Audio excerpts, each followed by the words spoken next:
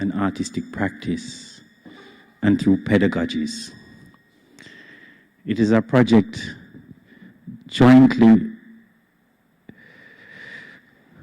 done by partners in London, in Ottawa, and in Heidelberg. Yes, I said London already, in Amsterdam. And some of whom are here with us even despite the COVID crisis. It is a project that operates mostly online, but one today we're going to try to do in person. And to be honest with you, that's a strange feeling to be in person. So let us celebrate the fact that we can be with one another. And the Assembly demands something of us. It demands listening. It demands not talking too much. It demands of museums like art institutions, practices of attunement to what happens outside of us. This morning, what better person to help us think about this kind of attunement than somebody whose birthday was yesterday? But if you look on Wikipedia, it says that his birthday is some other day. It's April, it says, so. But whose political, artistic, and intellectual life is exactly about the inauguration of different kinds of futures, of different kinds of worlds.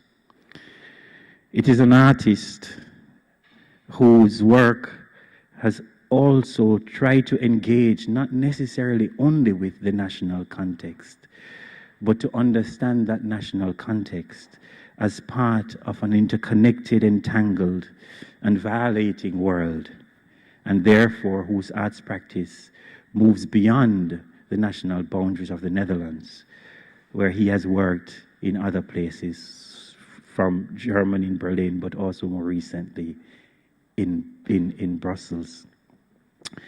Quincy Gario is a visual and performance artist from the Caribbean islands and have Dutch colonization in common. He focuses on decolonial remembering and the actions that that remembering can engender.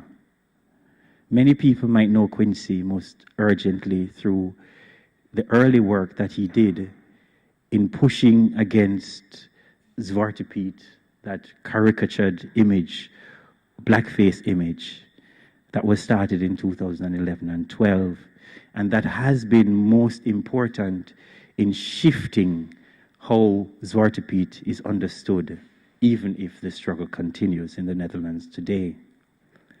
Quincy received the Royal Academy Master's Thesis Prize in 2007, the Black Excellence Prize Award in 2016, among many other awards. It is important to say that Quincy is both an activist who says activism as political, so he's also a politician in a certain sense, and an artist. And I want to say something which I want to celebrate personally, that he's also a part of a new PhD student in a new project that we're having called Pressing Matter, which questions ideas of ownership, value, and the potentialities that colonial objects offer to afford reparative futures. And he's a PhD student in that project to look at the questions of art in fashioning modes of repair. Quincy will speak for 20 minutes, and then we will have a conversation. He's not here with us physically, but I think he's going to come on somewhere. No. Quincy. Hi, good morning, or yeah, good morning still. 45 minutes until it's afternoon. Thank you for the wonderful introduction, Wayne. Thank you for the whole team of organizing this and setting us together and inviting me to speak with you all. I'm gonna share. Oh, I'm going to share my screen for a second. And what I want to talk with you about is a decade of my practice in a certain sense, but also thinking about what next. Can you hear me all right? Yes? Okay. And so the first project I wanna talk to you about is also a project that situates me within the Dutch context, and thinking through the ways in which a Dutch Caribbean presence in the Netherlands has led to different types of changes, which are visible, which are felt, and which also run on an undercurrent underneath what is directly seen. And that is the project Zwarte Piet is racisme, Black Piet is racism. And what's interesting is that a lot of people present this project as simply an activist work, as an act of speaking out. But I define it as a performance project, where I was in conversation with larger society, and in which I was trying to normalize conversations that I was having with friends of mine, in living rooms, in kitchens, in different intimate spaces, but which a lot of times we did not dare to speak out in public. Also because the resistance previously hadn't been as well remembered as it should have. The resistance via the book Sinterklaasje kom maar binnen zonder knecht, St. Nicholas Come On In Without Your Servant by Lulu Helder and the late Scotty Gravenberg, wasn't as remembered as it should be. The resistance in the 1980s to the figure, the resistance in the 1990s to the figure, in the 1950s wasn't as remembered, because a lot of times these conversations were out of fear, out of survival instinct, not as public as they should have been and as they could have been. And this is one of the first projects in which that conversation was taken back out into the streets in the tradition of Scotty and Lulu, who also went on TV to talk about their publication at the time, in the tradition of the various different demonstrations that were held against the figure. But this time, what I tried to do is think through what it would be like to speak about the figure without showing the figure, and talk about a discursive conversational art practice in which wearing a t-shirt and handing out these ready-made on-the-spot flyers would lead to different types of conversations. Now, this work led to me being arrested, and then led also to thinking through what else could be done in terms of tackling the figure, or in terms of tackling and harnessing the resistance to the figure in a way that would have lasting impact, that would structurally change the Netherlands. And in terms of lasting impact, I also need to acknowledge, like I said earlier, the various people who were involved in various forms of resistance and refusal to the practice from the moment it existed. And so when in 2012, I was approached by a city council member from the Labour Party to do something about the figure, I was pointed towards the permit for the Amsterdam parade. And I ended up filing a complaint against the parade, complaint against the permit for the parade, and then inviting other people to submit their complaints as well. It wasn't coordinated, so I didn't know who the other people were who would submit their complaint. But on the 4th of October 2013, I found out that there were 20 other people who also filed a complaint. This case led all the way to the Dutch Supreme Court, in which argued that he should not have a say in the content of public demonstrations. And so there was a discursive shift around what protection means towards people of African descent, Black people, and towards anti-racism. The ways in which anti-racism could call upon the laws and rights or not in this country. Now, thinking through that made me think about the ways in which my own family history has led me to this point. And I was commissioned by the Afro Vibes Festival in 2013 as an artist in residence. And I came up with a project in which I started thinking about where my last name came from. And by chance, I found out that there's a village in the Central Republic of Africa called Garia. And I was like, okay, so what does this mean? And through a presentation of the Gall Peters projection of the world instead of the Mercator projection, and thinking through a speculative of how exactly we went from the South of Africa to end up in South and the Dutch Caribbean, I spun a yarn and involved the audience.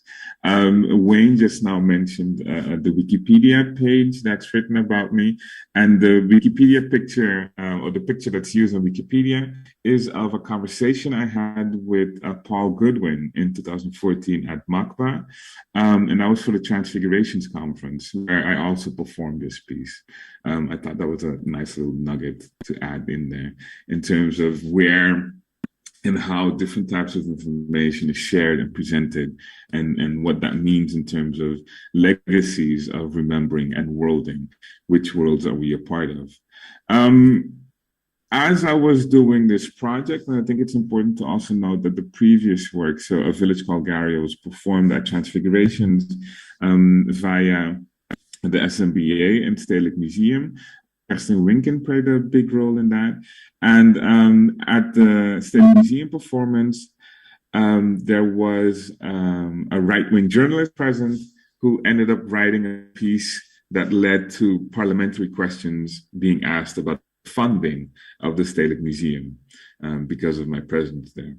Now, that shows the level of vitriol and racism that I've been dealing with ever since my arrest and ever since I got a bit more known.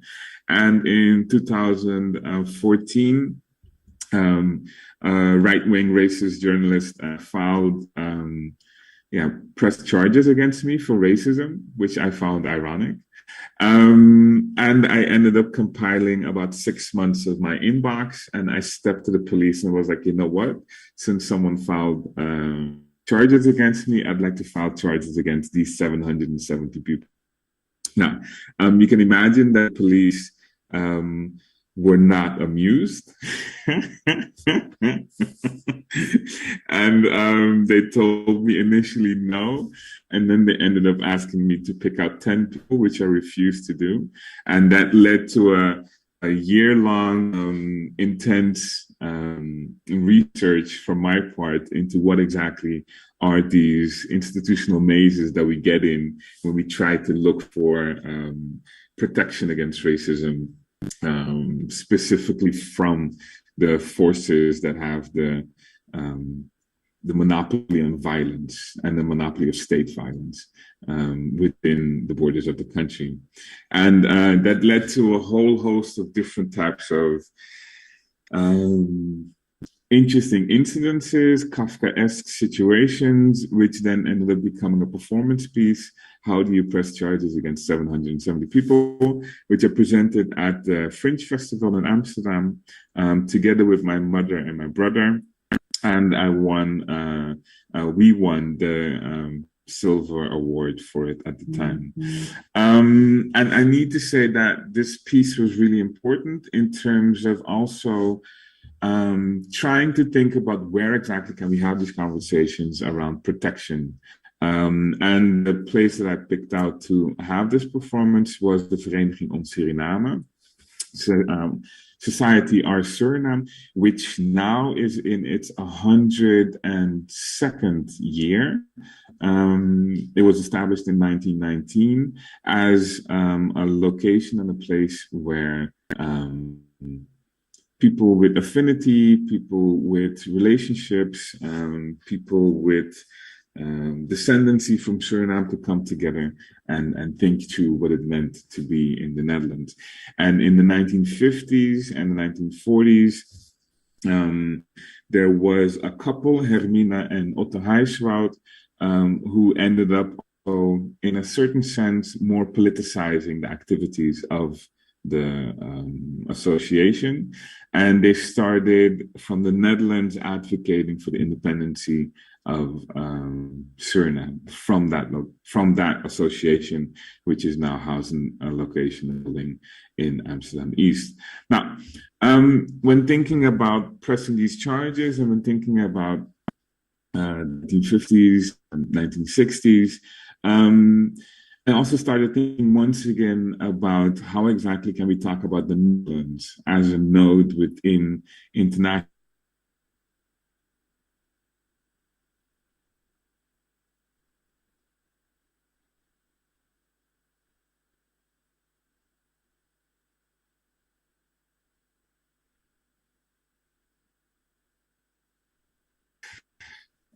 Sun, sea, fun. They're presented as places where not a lot really happens.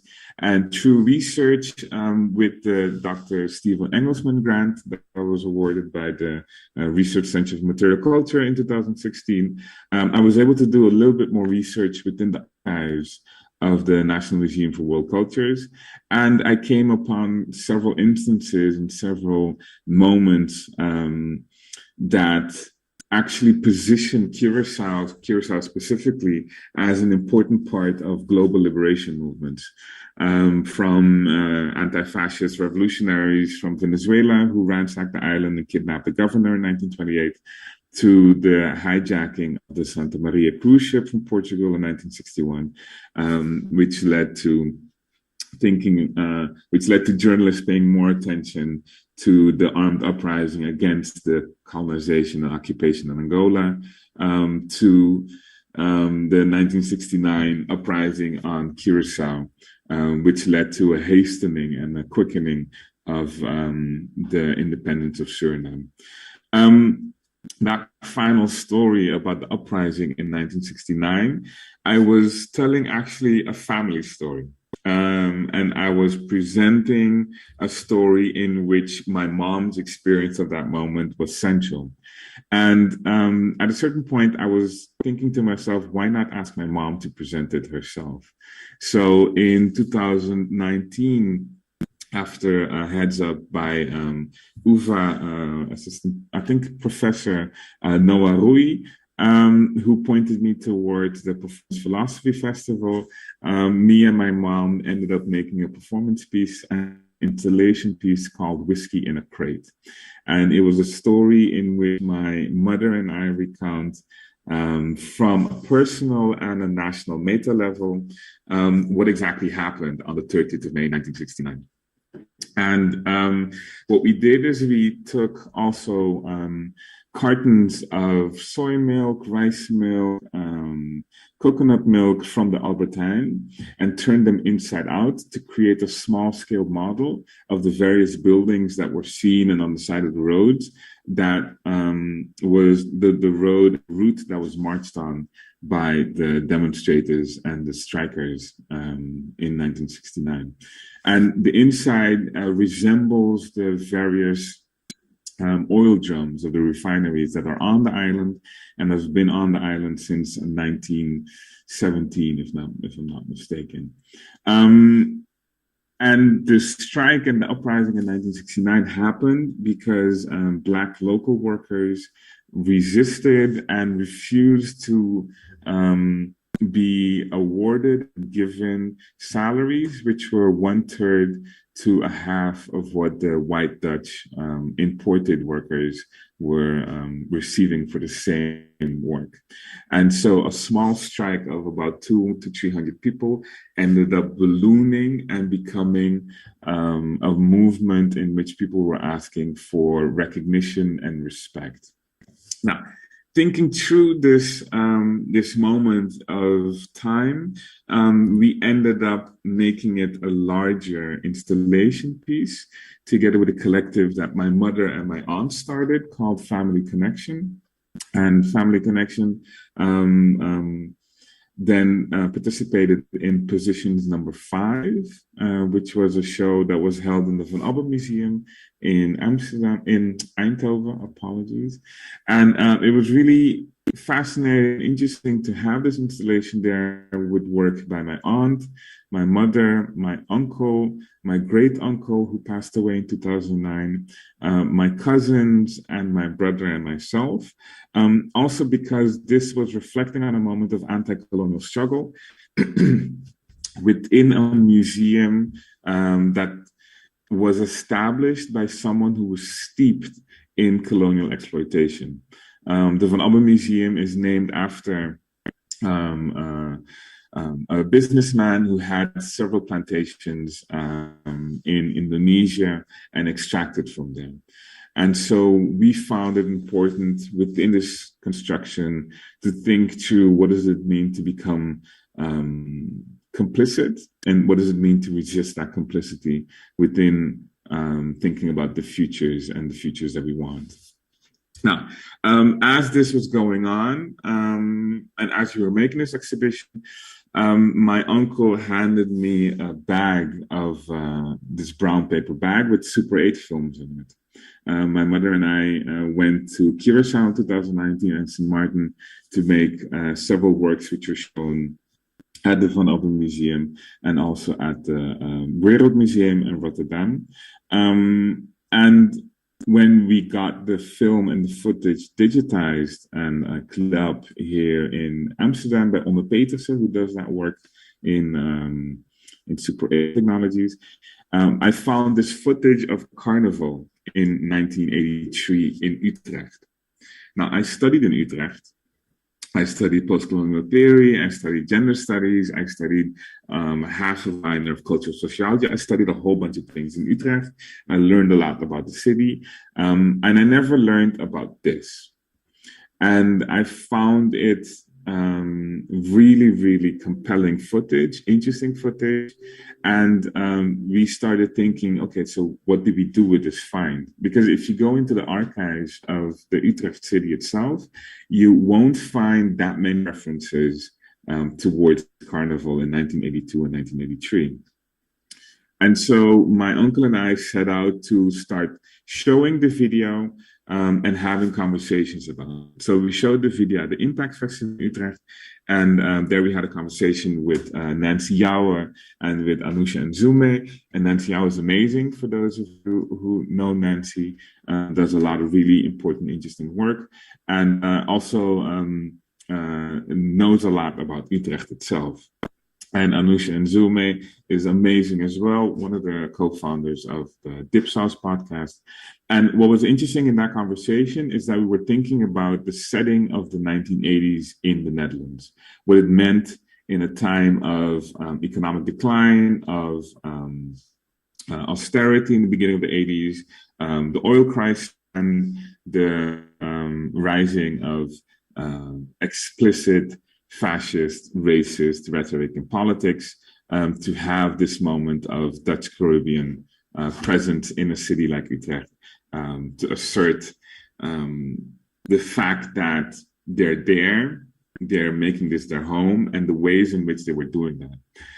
We also had a conversation with Claire Tancons, who is a curator, writer, academic about Carnival, and with Thomas Talawa Presto, who is a choreographer, dancer, researcher around Black dance practices, African diaspora dance practices.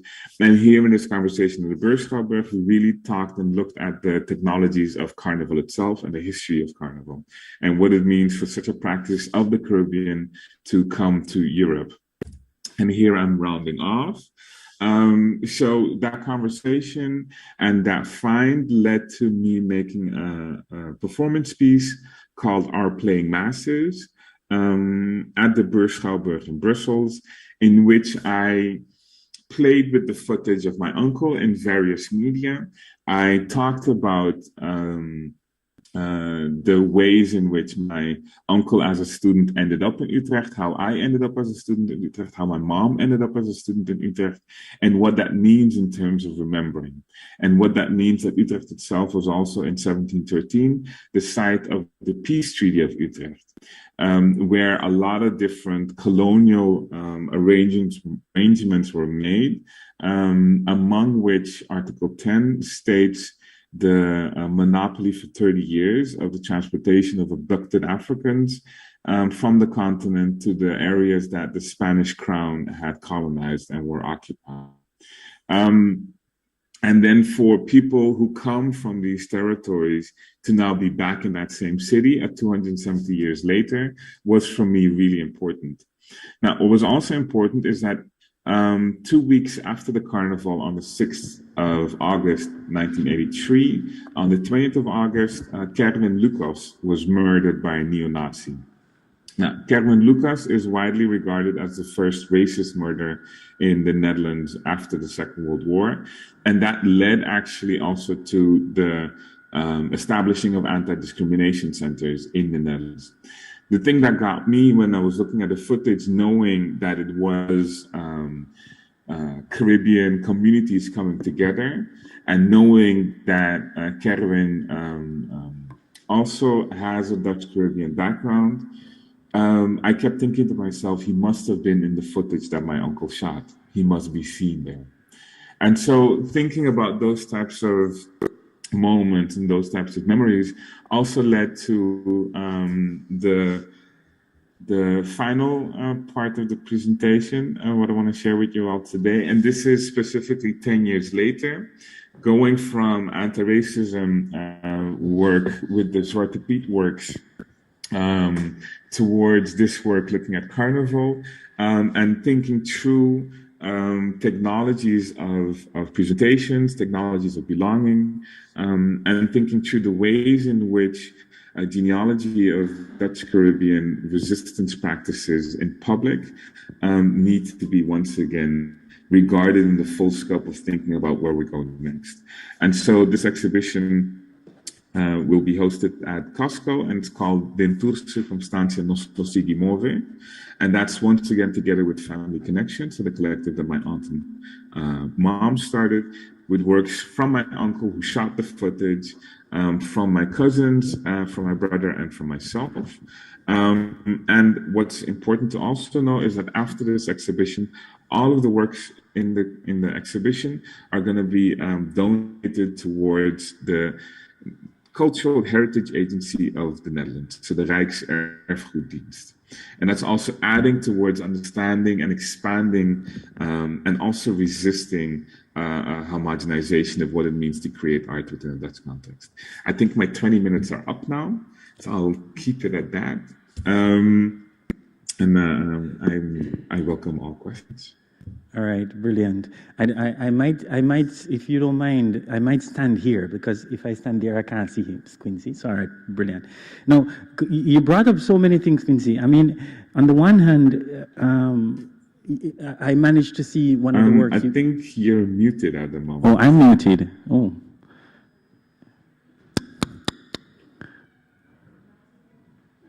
Better now? Oops. Yes. Yes. All right. So, on the one hand, you ask a set of questions that I think are important. What might it mean to think Curacao or to think the Caribbean as part of the global movement for liberation? And how might that global movement for liberation help us to understand liberation differently, as not centralized in certain places like where we inhabit now? You ask the question, what does it mean to become complicit? Complicit both in furthering acts of violence, but also complicit in future formations that are not violent.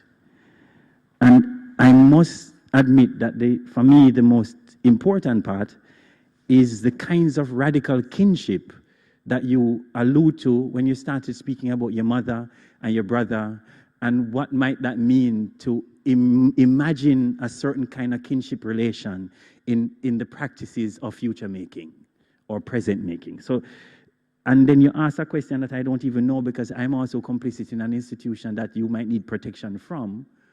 how do you appeal to an institution for protection when the institution itself is the space that articulates violence against, in particular, people of color? So those questions, I open that out as possibilities for everybody to ask something, because I'm going to go and put the mic in front of you. You have to ask something. But Quincy, I want to start out for you to riff on, how might we listen differently? What is a practice of listening? Because in a certain sense, the entire part of this conversation, these 3 days, is to try and, as institutions, not talk so much on academics. How might we listen differently in an attempt to try and create a different kind of future making? That's my question to you. You can answer that and I'll walk around with the mic. Question? I think for me, in terms of how do we listen differently, the work about the positioning of Curacao within the global matrix liberation came about because also my mom let me hear a story on my birthday. And she told me a story, and she let me listen to a song that was made by Rudy Plata.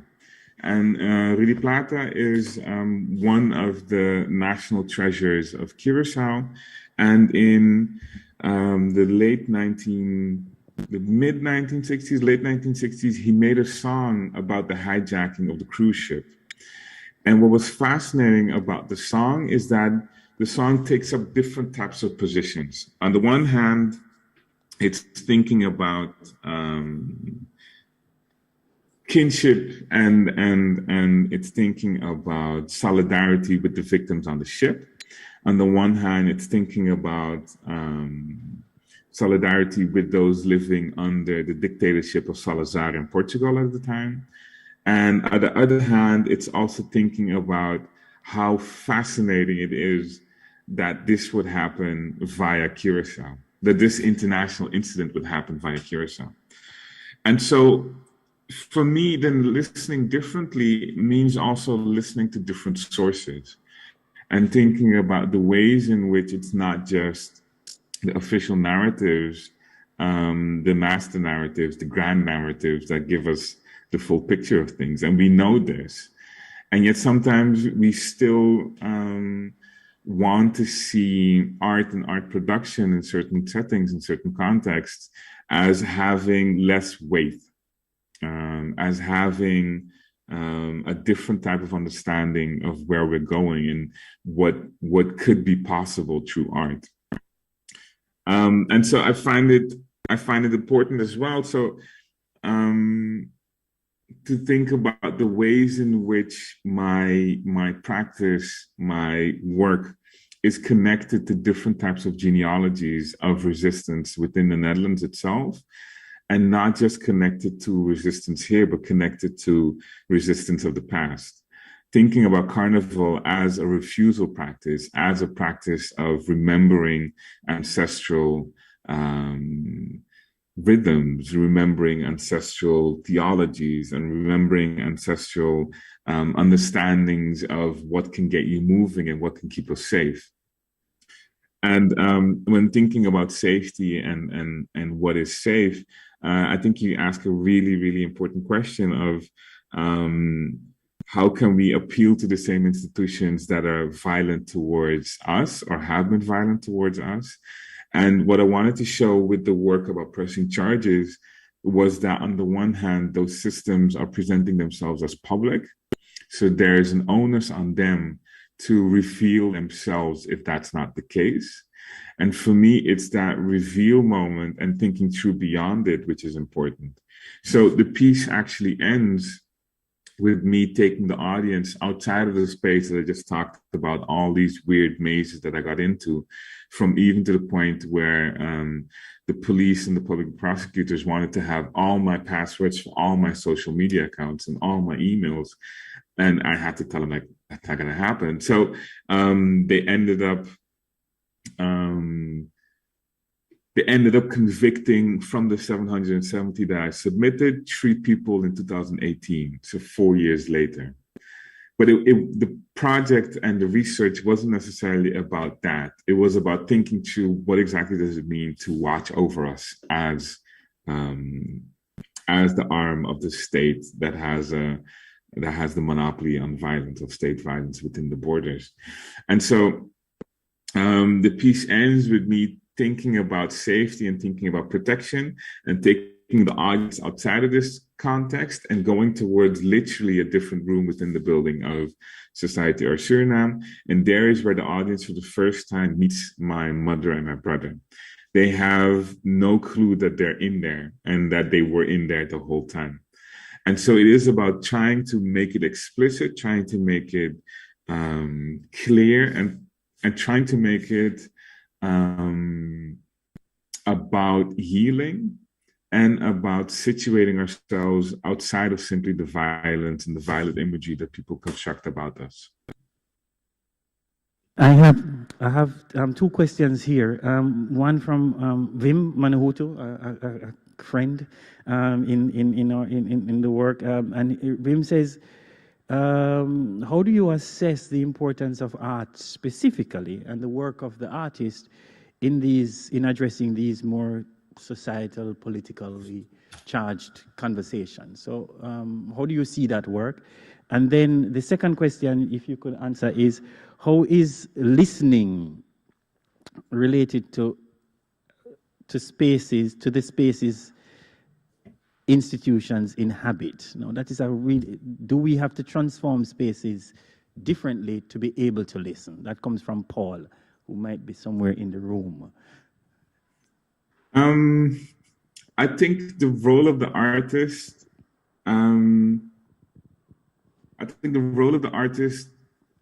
should not be tied down to one specific thing. And this is me speaking as an artist, and this is me on the one hand being a bit of pain in the butt, because I think the role of the artist should be up to the artist in a certain sense. And it's up to us as academics, as activists, as community members, to think and to listen for ourselves what exactly is being said and how does it fit within our own understandings of how we reflect on the world and see what our role is within the world and within liberation and within healing and within thinking about dismantling constructions of oppression and violence. And I think there for me is where it's important to let artists be, let artists make, because there's a lot of things that are produced which don't necessarily seem productive, but which can lead us somewhere else, somewhere where we might not have even thought that we can go or that we can think about. When I started with the Zwarte Piet's racism work, Black Peter's racism work, a lot of people were telling me that work was not productive. It would only lead to, a whole host of problems for me. It would only lead to my career being over, because at that point in the history of the Netherlands, racism was not a term that was being used in the first place within this context. Publicly, Zwarte Piet was something that people have been trying to tackle and do things with, and the pushback has been extremely violent. I mean, we have the work by Petra Brouwer and Annette Kraus at the Van Abbe Museum in 2007, which led to a whole host of things just not being okay. They had to call off a part of the project because of death threats, because of bomb threats.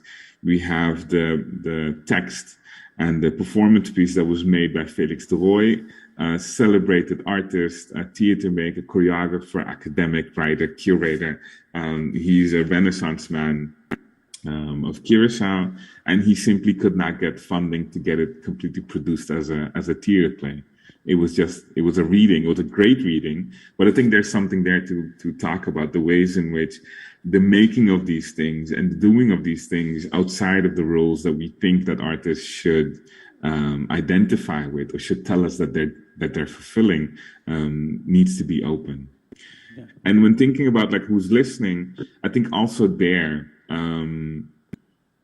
for me, the aesthetics that I use and I dabble with and think through are regimes of signs and meanings and thoughts which speak to specific type of people. In a certain sense, there's an intention to speak to a Black population in the Netherlands. There's an intention to cut through all the different noise that is around, and to present my own type of noise, and to think about whose ears are attuned to this type of noise, right? Even the construction of the term noise, I think, is fascinating, because a lot of times artists are seen as the ones who are producing noise. But it's how do you make sure that what you produce and how you present resonates.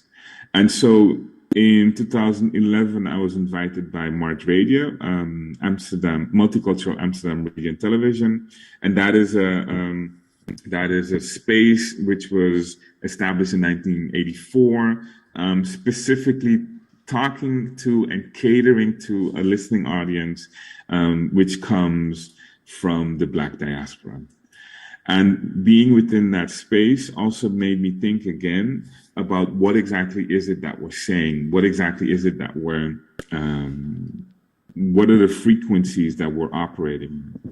And so for me, working with my family is also a question of finding out ways to listen to them and finding out ways to understand how when they've spoken before, generations before, that their speech, their sounds, their movements were not understood as being worthwhile or worthy of more attention. And so the question of who's listening for me is really important, because the listening also depends on the spaces in which you attempt to present your sounds and the ways in which you speak. So for me, when thinking about the listening audience, it's also thinking about myself. It's also thinking about my community. It's also thinking about the ways in which I listen, the ways in which I was taught to listen, and the ways in which how I was taught to listen also informs the way in which I then speak and try to listen myself. All right, Katja has a question, and then I think we have to close off, and I have a last troubling question for you, Katja. Oh, now I'm in the mic. Okay, I'm in the screen. Oh, I understand. Yeah. Hi, Quincy. I don't know, probably you can't see me, but you know me, so that should be fine. So I would like you to talk a little more about the role of Carnival in public culture, because coming from Germany, I have to say Carnival for me is a rather frightening concept, because it's this strange mix of this like military-like parades, people suddenly feeling that they may dress in uniforms, all these assemblies, like marches, and then the other thing of the being allowed to trespass boundaries, getting drunk, flirting with other people. I remember that during the refugee wave in 2015, they were even producing videos to explain people why you were allowed to kiss other girls during Carnival, but should stop doing so after that. So really strange in terms of a cultural mix of different things happening at the same time. But I guess that the Utrecht Carnival you are talking about is more about this idea of Carnival of cultures that they are also doing in Berlin as an example. So really like, but I'm just wondering, was that something that you thought brought interesting perspectives to Utrecht that you were missing, or what did happen, and how did you see this, the role of this in public culture? I think for me, the function of Carnival connects to the ways in which in the Caribbean it came about as a resistance to colonial violence and a resistance via masking, via different types of presentations, via a way of bricolage and creolization, of taking this European carnivalesque tradition and transforming it because of the presences of different types of cultures, because of the ways in which this solitary inside saloon type of celebration had to become public, had to become a way in which to express displeasure, discomfort, a way of expressing resistance to violence, to regimes of power, to dominance. And so within the context of the Netherlands, what was interesting to think about 1982 and 1983 is that this was specifically called the Antillean Carnival. It then went on to Rotterdam to become the Rotterdam Summer Carnival. And there is where the connection with Antillean was dropped for a different type of representation and politicization of the event as more of a city marketing type of thing. And for me, the 1983 version, the last one in Utrecht, and also specifically looking in the footage, my uncle's reflection on it, because in the reflection, he says that we need to make sure that Carnival isn't taken away from us. And we need to make sure that we can continue to move and walk and dance how we want to, under every circumstances. And that is, for me, speaking to and listening to a tradition and a genealogy of aesthetic refusal, political refusal, communal refusal, but in a way that is generative and in a way that is presenting hope and in a way that is also regimented. The number one Tumba song, so Tumba is a genre of music from Curacao. It's a mix of different types of melodies and rhythms. And every year there's a Tumba festival. And in 1983, the winner of the Tumba festival was a song called Umbia Mas, One More Time by Boy Dop. And that song is specifically talking about, even though we're going through hardships, we're going to be celebrating one more time together. And for me, it is about that one more time. It is about that thinking about there will be another time. We will go for it again. So the army aspect and the global refugee movement of 2015 that you're speaking to is a different understanding of the genealogy of how I look at Carnival and how I look at the 1983 Carnival specifically. Because I actually want to close, and I have to stand closer here so people can see me. But I want to close with this point by speculating, actually, that perhaps the refugee or people refugeed actually doesn't propose a different understanding of Carnival, so different, a different genealogy, but not a different understanding. Because one could see it as a space where boundaries of separation are inaugurated anew, where the notion of the refugee could actually participate even under forms of governance and rigid relation in certain ways that would not have been possible before. So it breaks other kinds of boundaries. It creates other kinds of connections, even if the regime of the political tries to suggest that it has to happen in a particular way. In Rotterdam, you move from being Antillean to including Brazilians, and it comes together.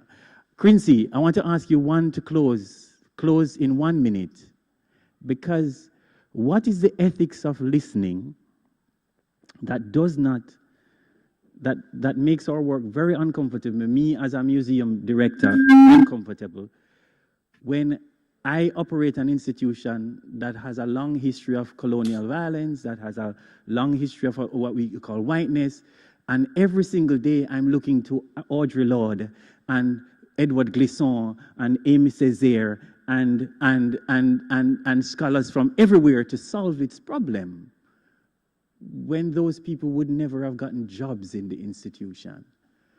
How do I listen then to your work and what you do in an ethical way without co-opting, reducing? In our project, we read a lot of Sylvia Wynter recently.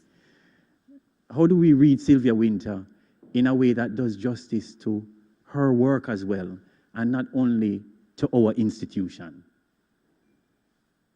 Too big a question, you can see you're not going to answer it, that's fine, and we can stop. It's a huge question. It's fine. I think I'll end by saying that just as you said before, this notion of boundaries and thinking through transgression and thinking through transgression of decorum and thinking through transgression of order is important to think about, especially when we think about the ways in which we can continue together. If the orders that we exist in at the moment are functioning to suppress some and lift up others, then there's something off with these orders. And there's a way in which we need to think about how artists, academics, activists, how everyday people can connect to these transgressions and not be seen as something that's only been pushed for by a small cadre of people. That they themselves can also become complicit in the dismantling of these orders. Much warmth, love, caring. Thanks for the presentations. Thanks to everybody. And we're sorry that you're not here, but we know that you're here with us for the rest of the day. All right, we move to the next session now. Thanks, Quincy. Till soon. Bye.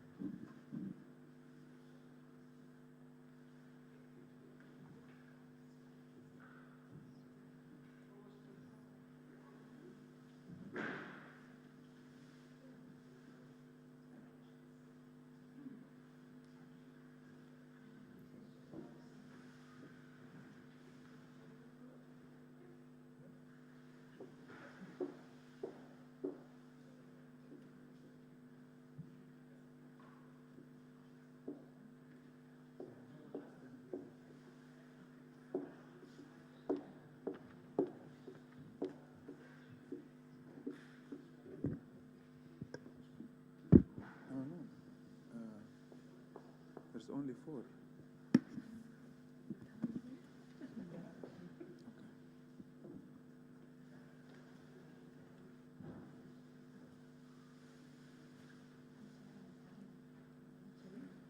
So we share. Good.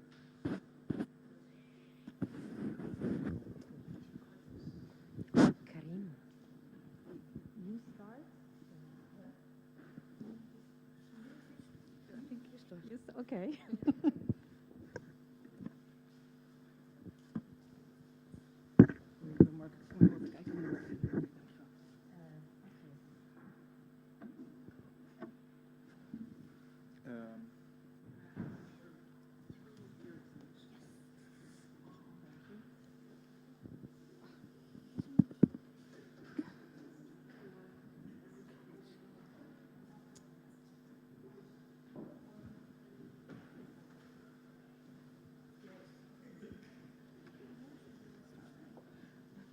Chiara starts. I will give you a signal to start. Like a signal to start, but with the talk or with the video? We do an introduction, and then we play the video, and then all of us can... Okay, so you tell me when I start with the introduction, and then also... When you end, I will play the video. Okay, and do I have to No. hint at you? Or?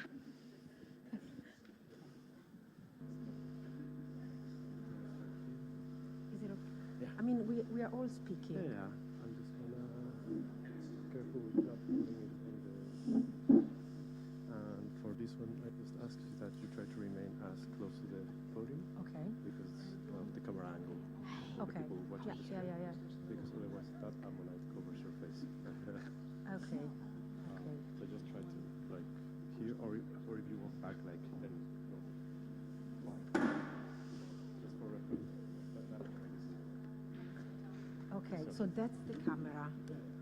So So if you're like really close to the podium, Yeah. then we get like the shot with the right light on it. Okay. So this is like useful. That's very cool. Otherwise, I look horrible. So we have to stay close. And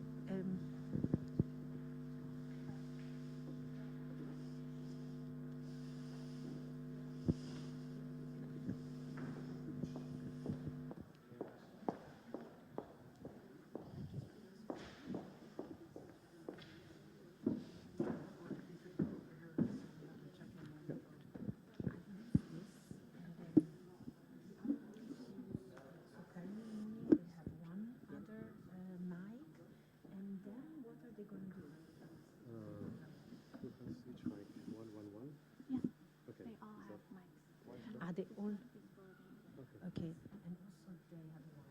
So I don't have to give them. Oh, forgot. And Arya, the person who is online, or she cannot join us? She cannot join us.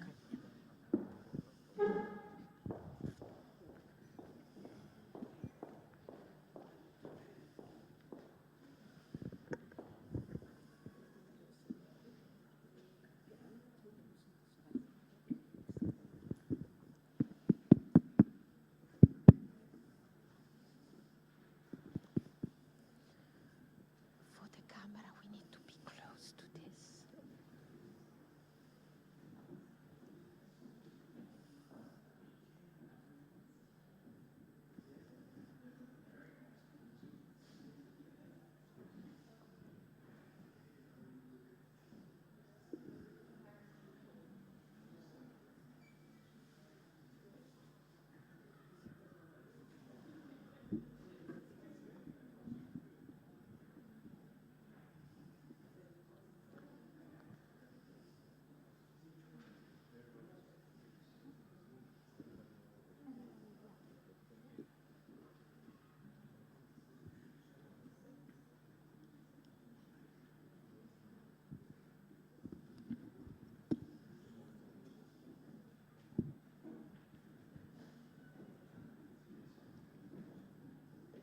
Can you start?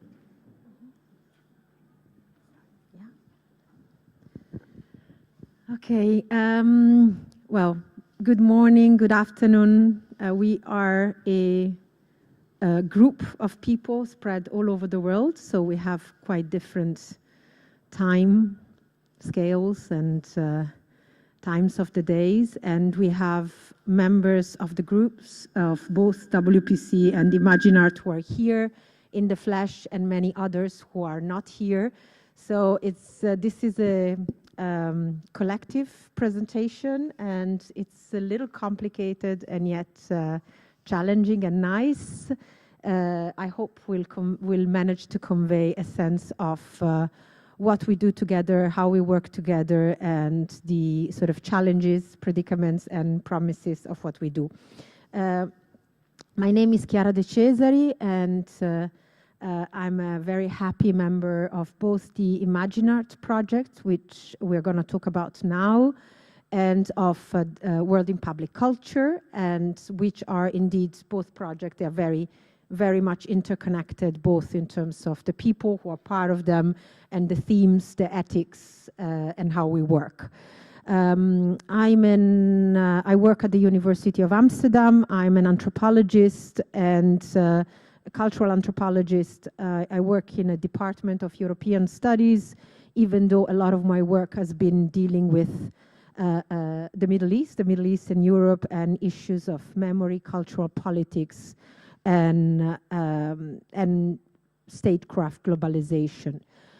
So today we are talking about our Imaginart project, which is a project that investigates how artists and cultural producers, cultural workers in different parts of the world are collectively experimenting with public institutions, and particularly cultural institutions, and reimagining them.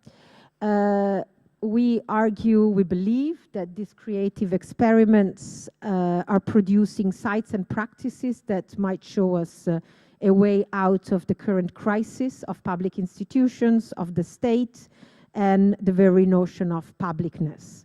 And what we are trying to do is what we're working on is a global survey of intersecting creative institutionalisms. We are gonna say something more about that and what we understand by that in a moment. And we work in different parts of the world, looking at creative experiments by artists and cultural producers.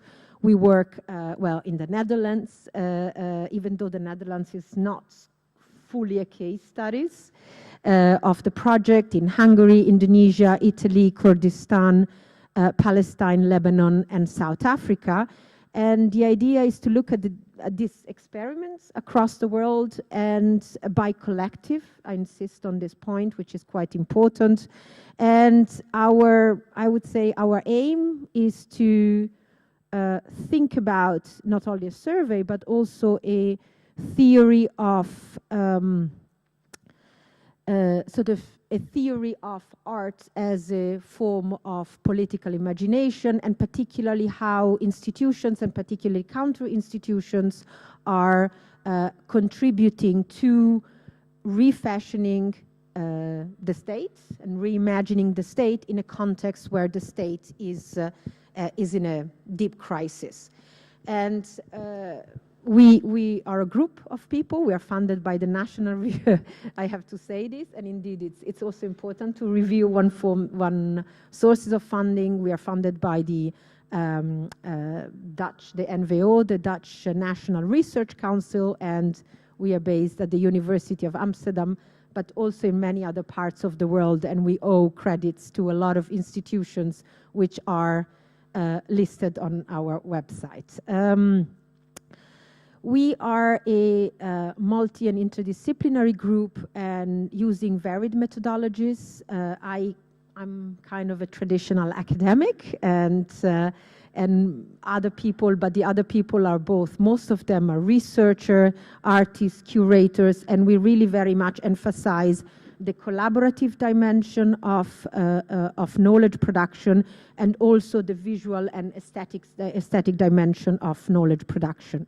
I'll say something about the members of the group. Of course, it's short introduction. They are not gonna, I mean, in a way they are formality, because they're only gonna give you a very, like a tiny bit of sense of who we are. Sort of, I'm gonna say something about your official titles. Esther Jackax, who is a PhD candidate, PhD researcher at the University of Amsterdam, but coming from an amazing trajectory of curatorship and cultural work, particularly in Hungary and transnationally, at Transit and the off-biennial. Yazan Khalili, who is a very good long-term friend and artist, architect, researcher, and theorist from Palestine and many other places, like most Palestinians. He is, well, he's an artist, but as an artist, he directed the Khalil Sakakini Cultural Center and work with other Palestinian cultural organizations, which are very much of a model for, in a way, Palestine is the place where Imagine Art started as a way to think about what it means to produce novel forms of institutions in contexts where there are none or they are crumbling. Then Karin Zaiman, the World in Public Cultures members of the team. I mean, we're so grateful to you and I feel so blessed that you joined us. Karin Zaiman, who is a postdoc at the FU and artist, curators, and wonderful theorist of working in particular with South African the legacy of South African colonialism, and the question apartheid, and the question of the archive and the unarchive. Nooning, who is like me, also a cultural anthropologist, can I say that? but also an artist and cultural producer and a curator with a very important history of work with Kunci, a collective, an Indonesian collective, which has done a lot of work in the Netherlands as well. So you know her for sure. And then Abdul Karim Pushet, who is a sociologist from Kurdistan and a human rights activist who had to flee his country because of political persecution, and now is a very sort of esteemed members and loved members of our group. Now, I'll say something about what's about to introduce the video that we're going to show. When we got together as Imagine Art, we started thinking of ways to actually to think and disseminate sort of the knowledge production that was going on within the group. And so we came up with this format of the mixtape, which is something in between different, I would say, different sort of textual and textual and visual objects and sort of forms of materialized knowledge production. You can see it as an curated, edited volume, which includes a very strong multimedia component. And today it's the launch of our first mixtape, which is on radical institutionalism.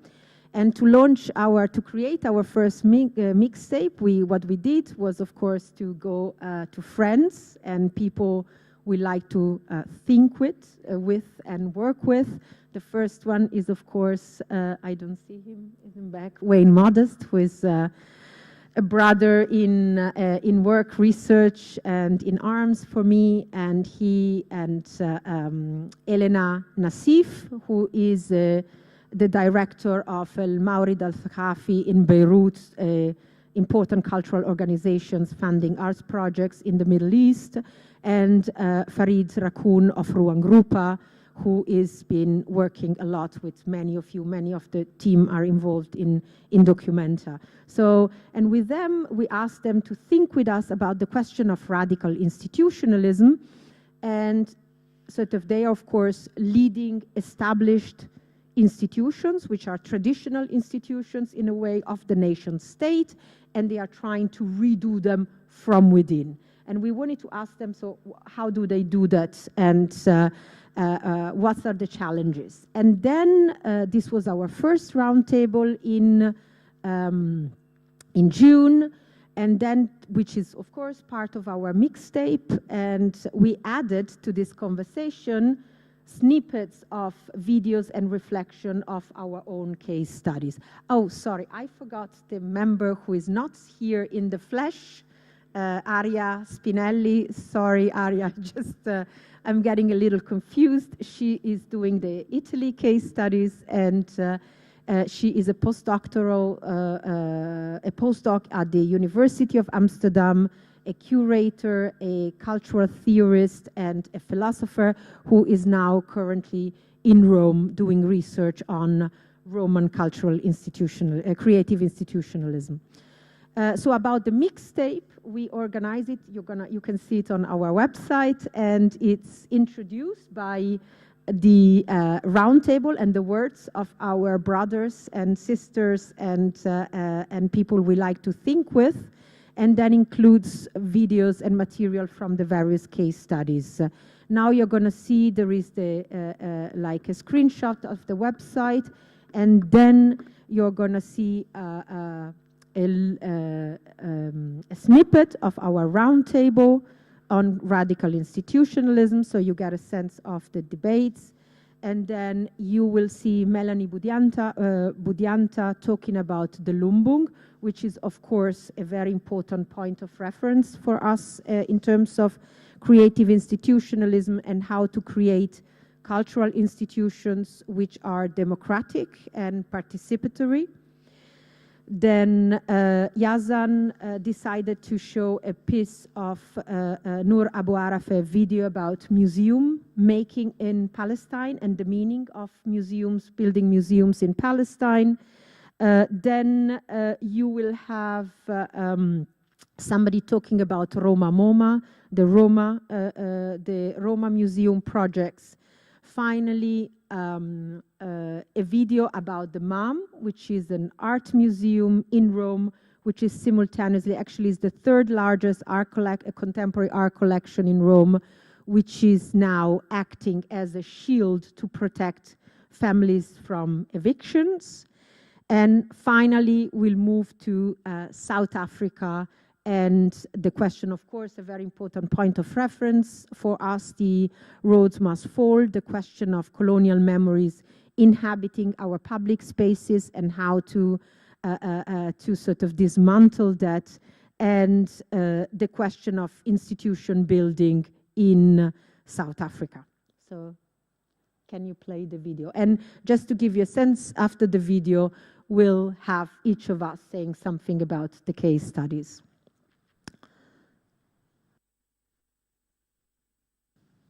Website and the mixtape. So I want to already open with that. What might it mean that we inhabit a space where that is where the theoretical impetus comes from for a reimagination of the institutional frame, where we still struggle at the borders of a discussion about diversity and inclusion and whatever, where whiteness still inheres in institutionality. So that's one of the challenges of what does radicalism mean in that sense? And what might it mean to create an institution that acknowledges its own embeddedness in an institutionality that still struggles with that kind of person, that body? So I would like to share with you that this is not what we want to have in this kampong commoning or gotong royong in the lumbung spirit. Yeah? Instead, we would like the spirit to be bottom up. It should be a democratic decision making, just like what Amin already shared with you, how women and men, you know, how they negotiate, they decide what to do collectively, and the decision making should be inclusive to all, empowering women, the marginalized, and the minorities within their community. So that is one thing that is very important, the bottom-up and participative kind of decision making. Another value is, of course, transparency in managing the collective spirit. I show you pictures of how people, you know, put schedules of work, and this is negotiated, and the work is shared, as well as the benefits that they get from the collective activity. So how to manage the lumbung together, how to organize it.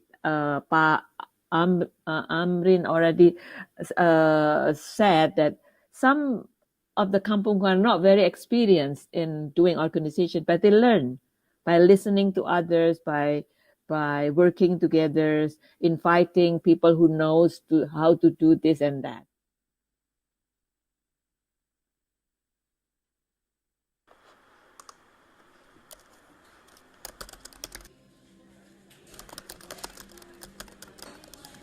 اليوم هو يوم الأحد الأول من الشهر. اعتدت الذهاب في مثل هذا اليوم إلى متاحف المدينة. خلال السنوات الماضية كان المتحف هو المكان الذي ألجأ دوما إليه، كأني أذهب للبحث عن شيء لا أستطيع تحديده.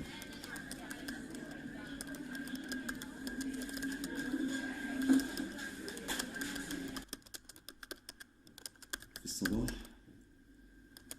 قمت بشراء الصحيفة لأرى أي من المتاحف حان دوره لأقوم بزيارته قبل إقفاله. كل يوم أجد خبرا مختلف.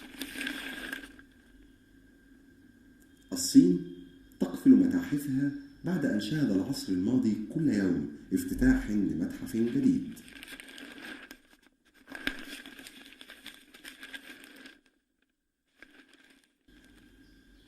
إقفال متحف اللوفر في أبو ظبي، الدولة تبحث بشأن إغلاق متحف جوجنهايم.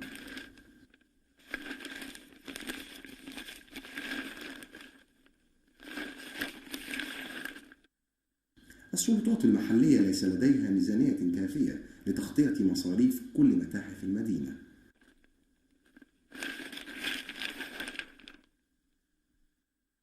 الإحصائيات تشير إلى وجود متحف لكل 10 أشخاص في العاصمة.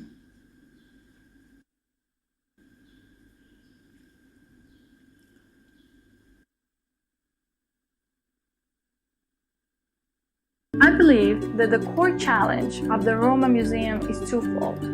First, the museum must competently manage the risks of negatively affecting an artist's potentialities by labeling them as a Roma artist, or negatively affecting an existing Roma community's balance through the representation in the images. Second, the museum must maintain transparent and ethical relations with artists, Roma communities, and external communities. If the risks, relations, and mediations are managed ethically, I believe this would produce a new model of a museum that all other museums would aspire to.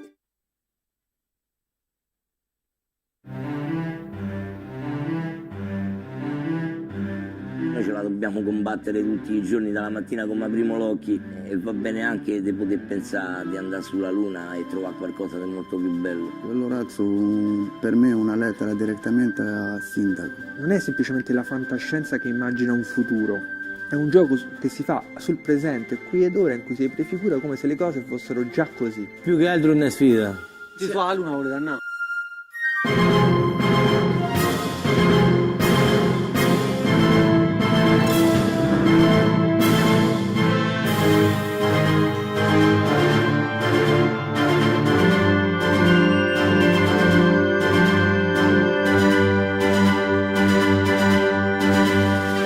Se Metropolis riesce col razzo a arrivare verso la Luna, la prima cosa che deve fare è occupare quel terreno lì e fare la Luna aperta per tutti, senza confini.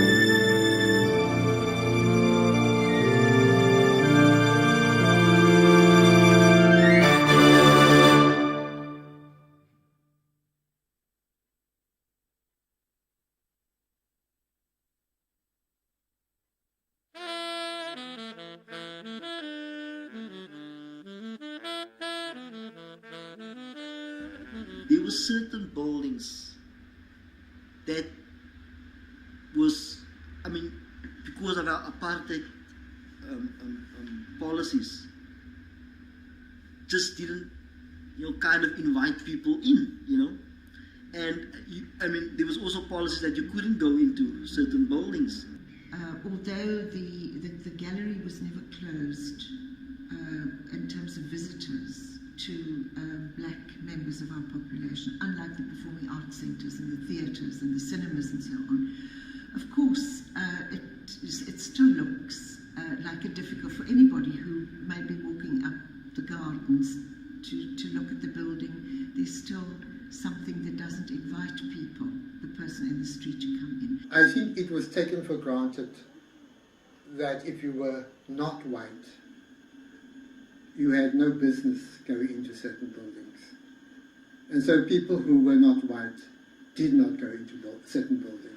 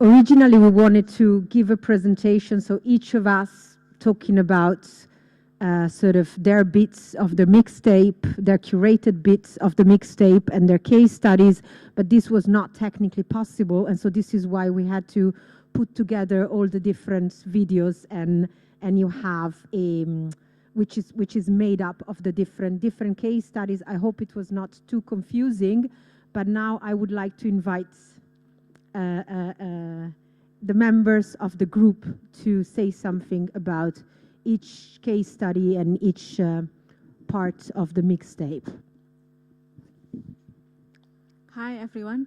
I contributed a short excerpt from a video conversation between Melanie Budianta and an activist farmer in Indonesia that facilitated by Documenta, Documenta 15 that created by Ruang Rupa.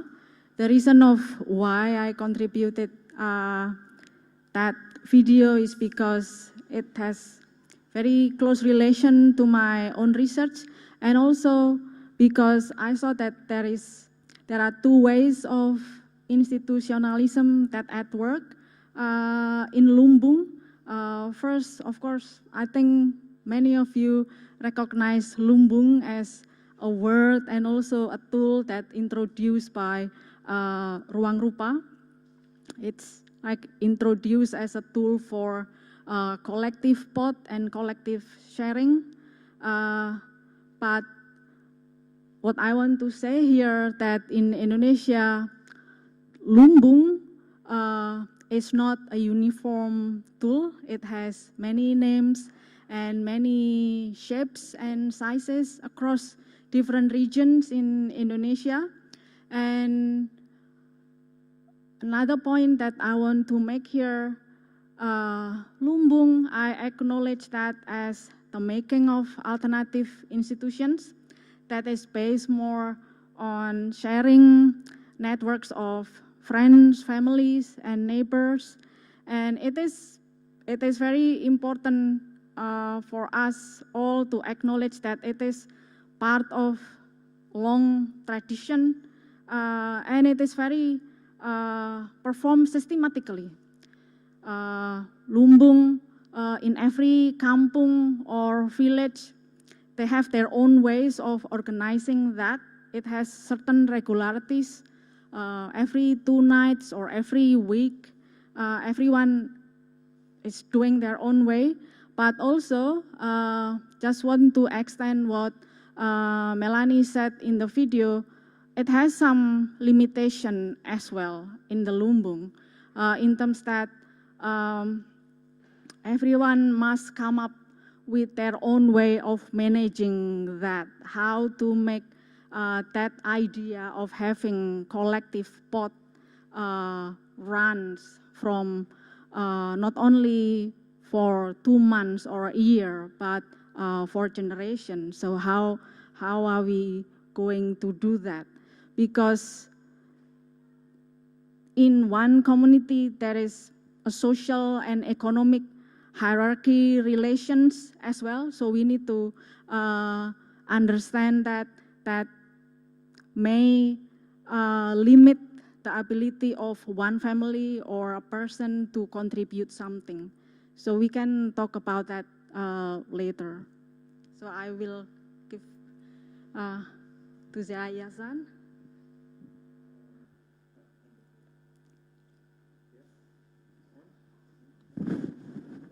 Hello?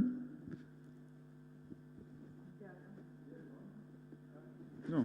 Is it? Oh, yeah, now it's on. And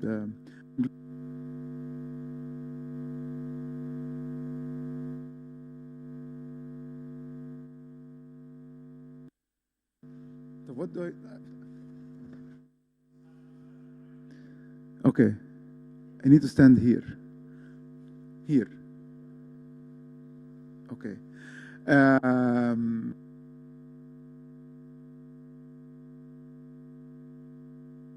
In the mixtape, it's under like this kind of question, like the case studies, museums, and cultural institutions as emancipatory representation or hope. And maybe what's interesting about looking in the Palestinian case is also is to look at the temporality of the political situations we are in, and how artists have been imagining and actually practicing museums before the museums existed in Palestine. And in the video that I'm sharing a lecture that Lara Khaldi, my life partner and my comrade in life, she gave a talk before the museum, and in Arabic translates in a different ملاحظات حول مفهوم المتحف في الأعمال الفنية المعاصرة. Maybe what's in the before I talk about this, like how to look at Palestine as a moment in the future that artists have been imagining and practicing museums before the existence of the museums. And maybe in general, we can imagine that what do Palestinians, and hopefully, what do Palestinians practice as a state or a post-state while they are still struggling for emancipation.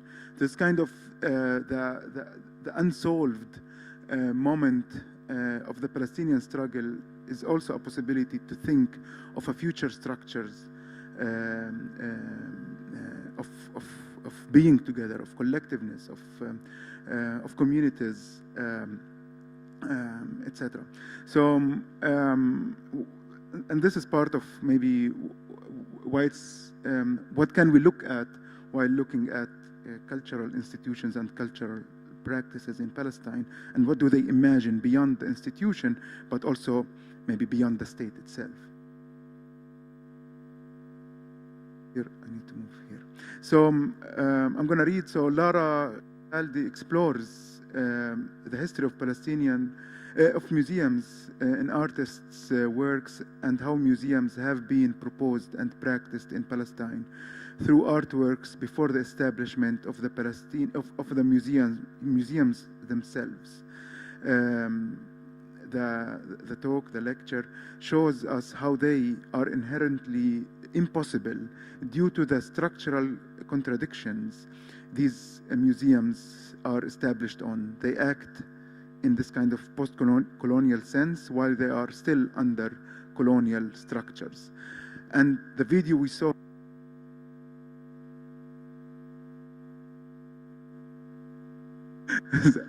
is a video by Noor Abu Arafa, an artist. The name of the video is "As If I Have Never Been in This Place Before" on Sunday, 7 p.m.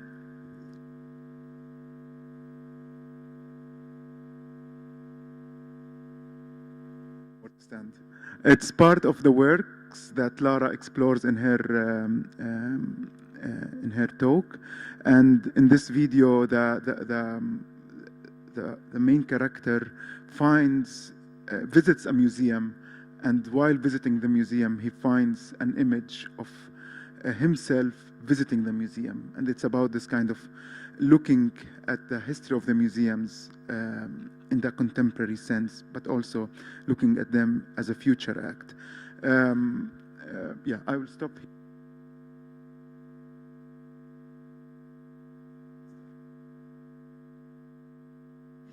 So I also need to step here, I guess. Okay. Yeah, hi everyone. So my name is Esther, and just to connect to you, I also contributed a future museum project. And it's called the Roma MoMA, and it's an ongoing discursive art of two institutions or two organizations. One is the European Roma Institute for Arts and Culture, or in short, ERIAC, and of Biennial Budapest. And as Chiara mentioned, I'm involved in of Biennial Budapest. I'm a curatorial team of Biennial Budapest. And Roma MoMA, it's idea of a future art and contemporary art.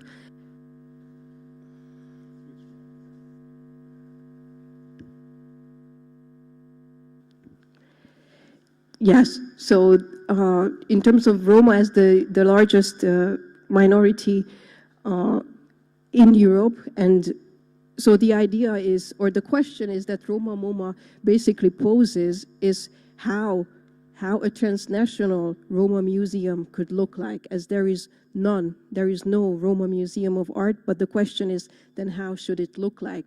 So of course, it's an important question for the Roma community, and it's a discursive art project that invites Roma and non-Roma artists, scholars, experts, the civil society in general to think about this question in general, and but also on the meta level, it also brings into a question is how you build a transnational museum from scratch. So, and we worked a lot with also we referred to in the panel discussions that Chiara also mentioned in the beginning of Audre Lorde of dismantling the house with the master's tools. But in this case, for instance, maybe with the Roma MoMA, we could paraphrase and switch the turnaround Audre Lorde's phrase in terms of how you mold the house without the master's tools.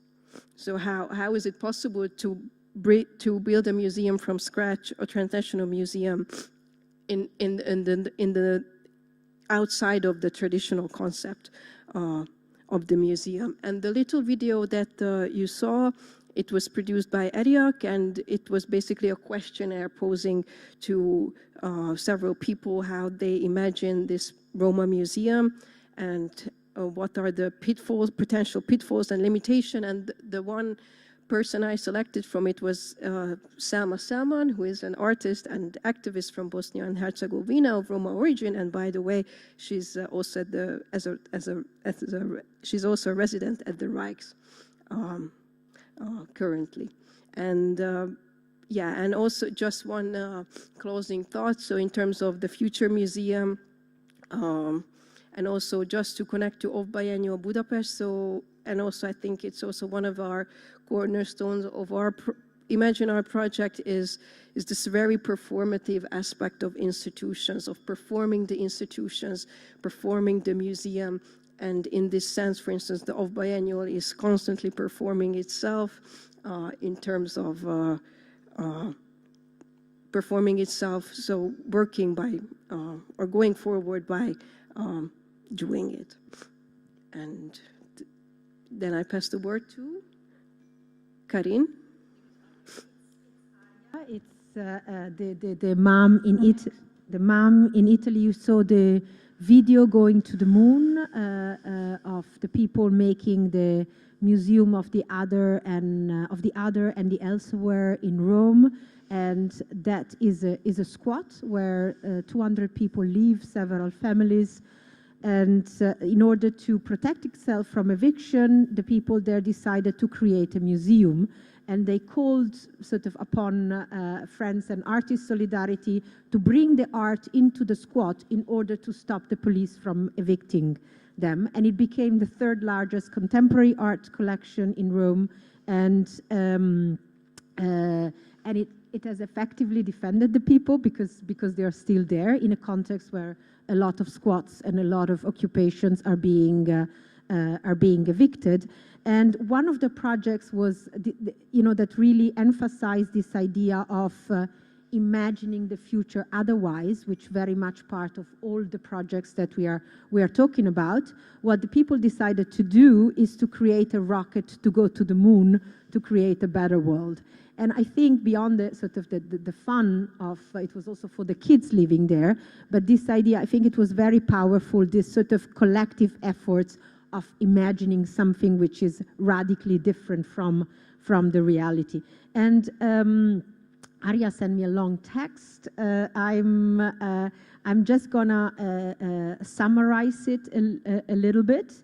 And it refers, first of all, to the very specific political context of Rome. The housing matter, the housing struggle is a very prominent one, and this project comes out of the housing struggle, and at the same time of this very strong Italian tradition of occupations in relation to a broader political movement in particular the Autonomia Operaia of the 70s, which was very strongly connected to sort of the art world. So you can see here this sort of, first of all, these local genealogies, well beyond whatever institutional critique and what we usually talk about.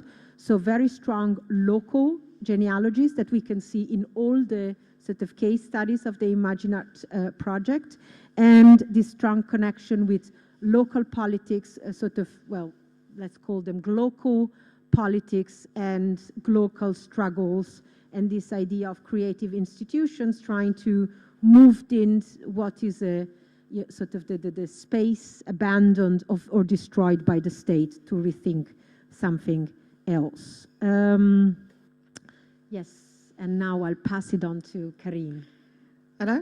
Or maybe Karim, shall Yes. we, Abdul Karim, you want to say something, or you want to read it about first, and then Karim closes? Yes, please.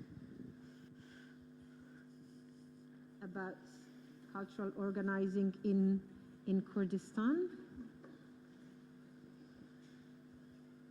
Yeah. Thank you. Hi, everyone. Closer, otherwise I think you Oh. don't see you. Yeah. Okay. Hi, everyone. I'm going to talk about radical institutionalism in Kurdistan. First of all, I have to say that you should put up with my bad English. Thanks for your understanding and patience. I'm from North Kurdistan, which is a part of Turkey, but I am going to talk about West Kurdistan, which is called Rojava. I'm going to give two examples for radical institutionalism. I think most of you know about Rojava and their struggle against jihadist ISIS, and at this moment it continues. But there is an incredible institutionalism in Rojava. In 2014, Kobani, it's a name of city, destroyed by ISIS. But in 2017, they established a university in Kobani, Kurdish people.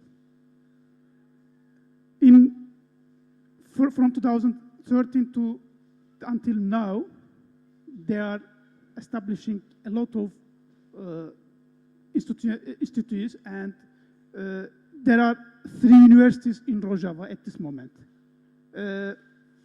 One of them in Kobani, it's called University of Kobani.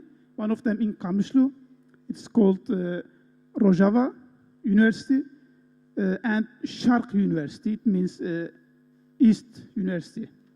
And actually they had in Afrin also a university, but it's also occupied by Turkey and jihadist groups at this moment. In University of Rojava, there are 11 fields at this moment, from medicine until agriculture faculties they have. Especially they are focusing on education because they don't have any teacher. Study language is in Kurdish and Arabic in both universities, in Rojava and in Kobani. I talked the co-chairman or co-rector of Rojava University. They don't have really a lot of possibilities to connect it with the world, because at this moment still they are fighting against ISIS, and on the other hand, Turkey with other jihadist groups attack them. It's a very hard situation for them, but they are creating amazing radical institutes. So I don't want to talk a lot because I'm a bit nervous at this moment. I hope we will have a chance in the future to contact with Rojava and radical institutionalism. And thank you for your patience. Hi. Thank you. Thank you, Abdul Karim. I just wanted to say something very short about the two videos that I am contributing for this particular mixtape. The first dates from around 2003, 2004. So in other words, slightly less than a decade after the formal end of apartheid in South Africa. It is a film by Vuyile Vuye and Julie McGee, and it addresses the lack of transformation in South African institutions, especially in the Western Cape. The University of Cape Town was one specific case, especially the art school within the university that was looked at, and then also the National Gallery, as both of these institutions occupied at the time and still do occupy an enormously important space. And the question, in a sense, surfaced in the film is, why is this transformation not happening? Why isn't there any movement? Why are black artists still being portrayed? In 2003, it was, why are black artists still being portrayed, still being treated in particular ways by these institutions? And then nothing happened. And I think that is one of the questions that I am particularly interested in for understanding what it is that allows for traction, what it is that allows for an opening, what is it that allows for change to happen. And in that sense, I'm considering especially what is understood as knowledge, what is understood as what is that knowledge production founded on, which is leading me into the archives. But I think institutions, in a sense, have such as the institutions, colonial institutions, such as are referenced in the Luggage is Still Labeled, possibly by lack of reflection on these underground sources of knowledge and constructions of knowledge.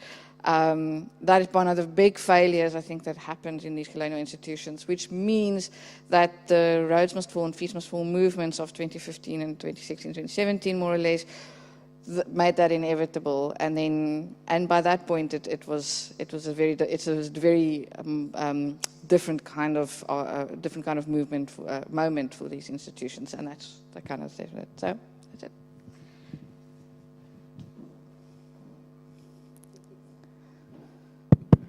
I think it's a lovely way to finish our talk and to welcome your questions.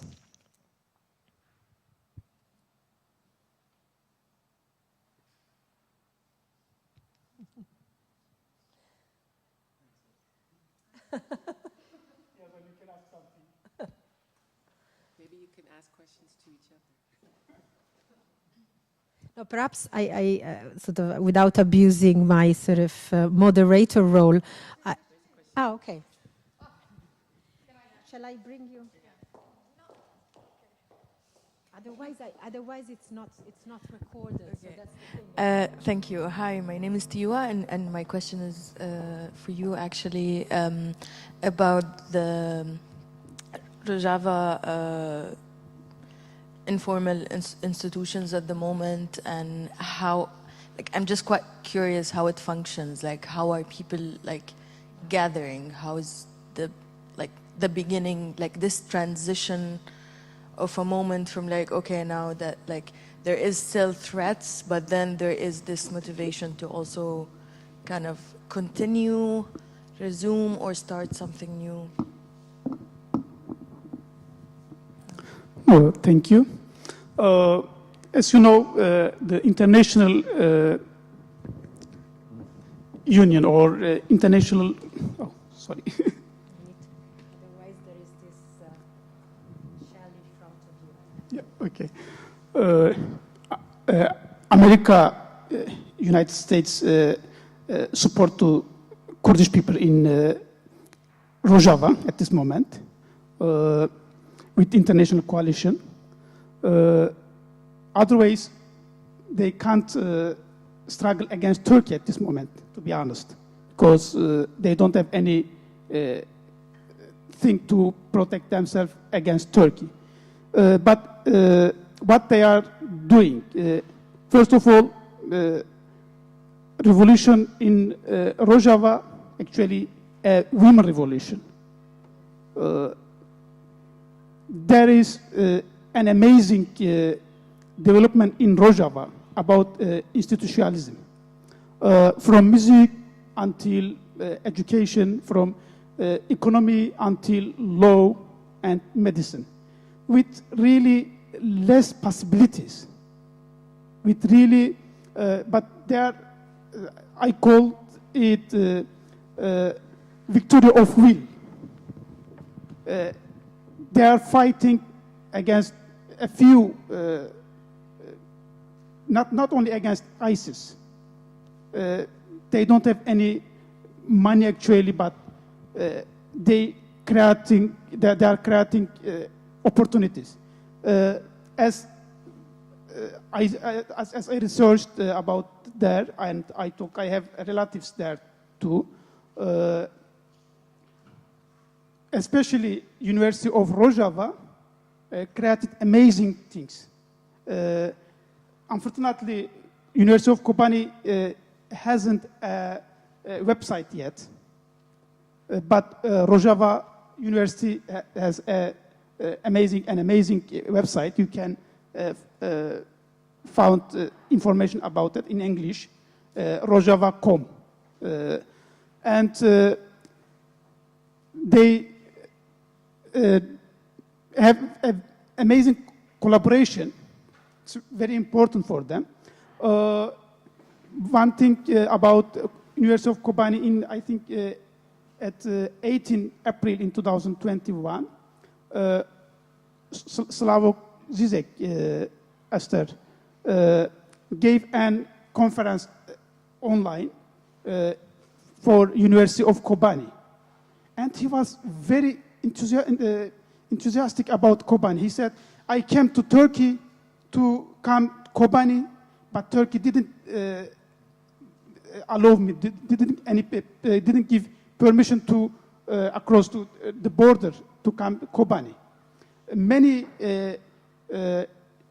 famous intellectual support Rojava, and many people I know support Rojava from the Netherlands also. Many people went there and they tried to help them, especially about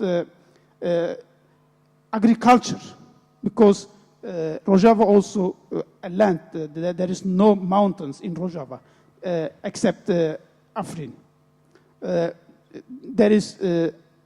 are three cantons, they said canton, autonomy, Jizir, Kobani, and Afrin. But Afrin occupied by Turkey and other jihadist group from in 2018. I talked to my relatives there, and for them it's very hard to live there and struggle against Turkey and other jihadist groups, but they want to build a new life, and they really did. I hope you get a good answer. I don't know. Yes, thank you. We have one question from the YouTube, and then I'm going to ask Ming. So Wim Vanahutu again. Thank you, Wim. He says, thank you for sharing. Who do the presenters see the similarities and differences between the projects? Are there overarching themes and or methodologies? I was wondering maybe Yazan and Esther, maybe you and... Okay, sorry, I'm just repeating that. Wim Vanahutu says, firstly, thank you for sharing, and then asks what kind of similarities and differences between our various case studies do you maybe see, and do you recognize any overarching themes and or methodologies?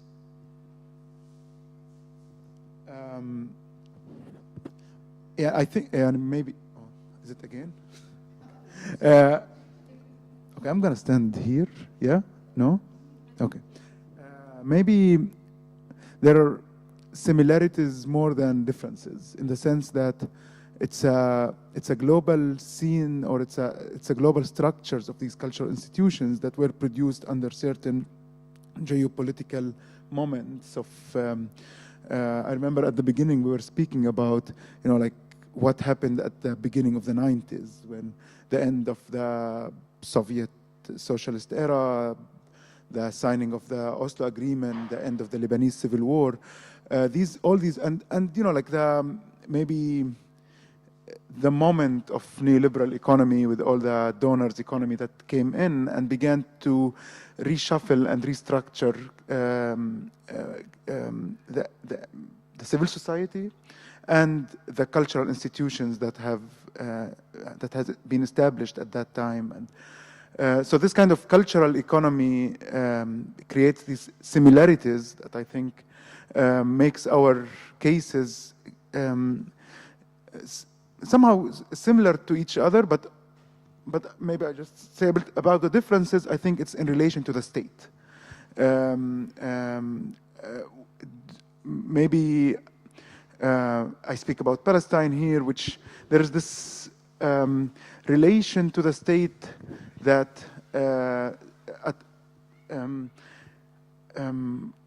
in some cases the state is the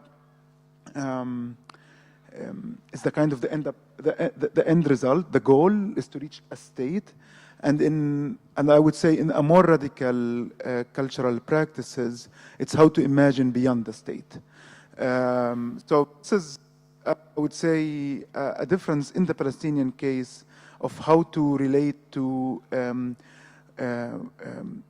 the political project of the cultural practices and in Palestine, and in relation to the emancipation, and how do we imagine emancipation in a place that is still in an active settler colonial, if not maybe the last settler colonial project that's still open in some sort. So yeah, in some sort, like, or the most heated, at least currently. So yeah, this is a fast answer. I don't know if Esther, you want to add this, but. Do you want to say anything more? No. Okay, cool. I'm going to give to Ming, and with Ming's question, we want to close. Is that all right? Thank you very much, and thanks for all of your really fascinating presentations. It's really interesting to see all of the different ways in which you're thinking through creative institutionalisms. I was intrigued by the statement that you made about building a house without using the master's tools, right? I thought that was a really interesting formulation. And I wanted to ask you all this question, which is, are you trying to build houses? In the sense that you were talking about how do we make museums that go beyond traditional museums, right? But what I would like to know from you is what is at stake in this concept of the museum? What would you like to recuperate from it? And what do you think needs to be dispensed with?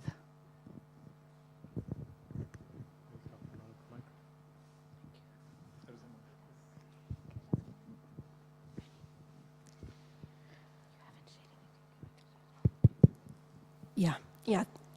Thank you very much for your question. I'm not sure if I can actually answer this question. I mean, this is, this Roma Mumba project is, there are so many people involved, and maybe I'm not the best representative in that to answer this specific question. But so with my colleagues, what we have been talking about basically in terms of Roma Mumba, it's basically how to, I don't know if it's how should I phrase it? So it's not, it's basically how we need to rethink the whole question of the museum. So it's not what we would like to keep from it, but it's not that we would like, it's the project itself, as also I understand it, so it's not that, so Roma art needs to be in museums. So that's not only that Roma art now needs to sit also in the table, around the table. and that it needs to have a part. But if we do, but what happens, so how putting Roma art into the concept of the museum changes the whole concept of the museum. And yeah, so it's I don't know, I think really yeah, so that's why I basically tried to use this paraphrased Audre Lorde in that sense. So how we can build a house without the master's tool is how a new museum can be imagined on a completely new on a new ground. And also what we also try to emphasize with my colleagues that as we were discussing is that this Roma MoMA, it's not necessarily a physical space. So it's not that it has it's a mortal build. It's not necessarily a building. It could be, but it's that's the discursive element also of the project is how it unfolds. So I think that's the biggest challenge of this project, and I hope it somehow or partially answered your question. Can I add something? Yeah, thank you for the question. I think I also want to make a connection between your questioning with what one of Yazan's points mentioned earlier about the relation of all our projects with the state and also the imagination of house that everyone is trying to make. But house, this is how I understand this, can be anything, right? It's a form of infrastructure, but I think every time, this is my cultural imagination, when thinking about sharing, for instance, like the example of Lumbung, it's like, it's infrastructure, but not like in this kind of building, but it's like people as infrastructure. I want to quote Abdul Malik Simone here. And it's something that we always go back time and again, this kind of like something that we always go back to because we know, I'm speaking in Indonesian context, we know that we cannot rely on the state. There are many holes and loopholes that we always trying to fill in.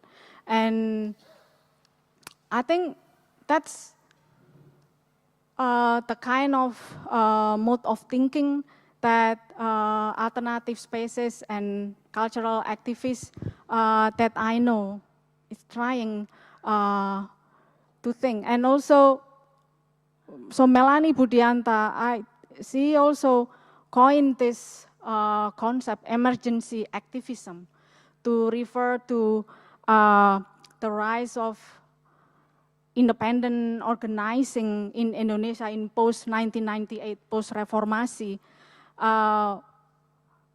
It's a way to say that it is in the time of crisis that we can see, actually, people are trying to build something using so many resources, including the imagination about what they should do if things go wrong. But 1998 and now to 2021, this is not emergency because people are still thinking about how to fix things, and so a bigger question, I guess, with this alternative institutionalism is how can we define this if you don't have an emergency, but you have this sort of sense of crisis that is ongoing. So I think that's what we are having, actually. So that's why we always go back to this making houses, making different kinds of infrastructure without even thinking about the master's tools because we don't have time to think about that. We only have our own ways of doing things. Yeah.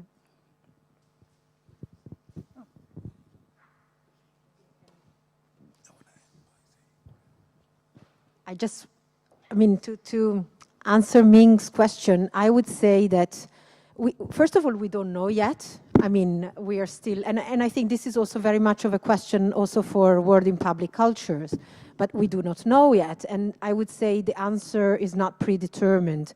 And in addition to what Esther and Nooning said, I think in a way we are thinking about what, for example, having a Roma museum, how having a Roma museum change the museum as an institution, but also what does it mean for Roma artists and non-artists to have a museum? And I think that in a way, sort of, I would like to think of, and the point is that these institutions are not functional to the preservation of the institution itself, but actually they should serve a purpose beyond themselves. And I think this is a very important, at least for me, this is a very important point, because I think there is a way in which the preservation of the institution itself becomes a very entrenched and dangerous logic that we should really, pay attention to. Okay, I think with that, are we done with this session? Okay. Thank you. Really interesting debate. I was just thinking, just responding actually, Chiara, to what you're saying as well. What happened to de-institutionalization or de-institution? Is that over now? Are we beyond that? I don't know. Just what you were saying in terms of, I think what you were saying is really important, that embedded very much within the concept and understanding of institutionalization, particularly in the West, is the idea of preserving the institution, right? It's the idea that the institution somehow has its own logic, its own kind of reason for being, which separates it from everything else, which is highly problematic. So obviously there've been lots of discussion about de-institutionalization, but I wonder whether that is still operational, or is that actually just being part of the same logic that it attempts to, to overcome? Just a quick one.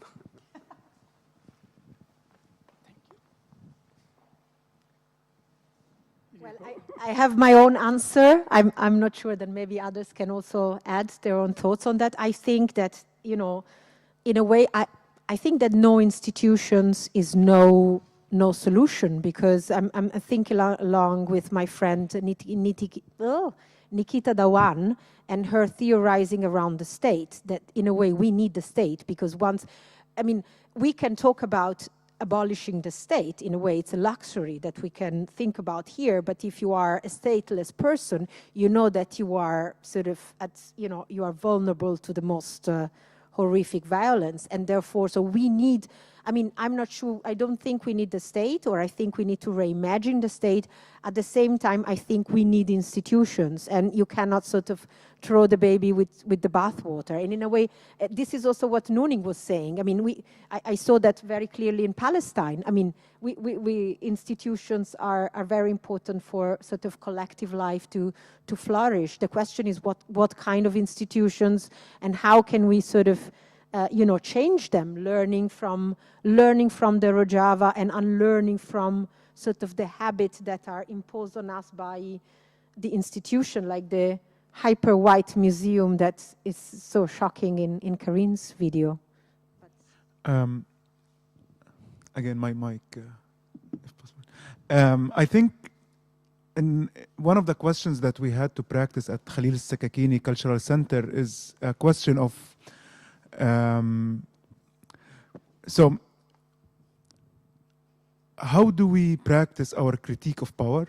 So we have been so much involved in such kind of discourse of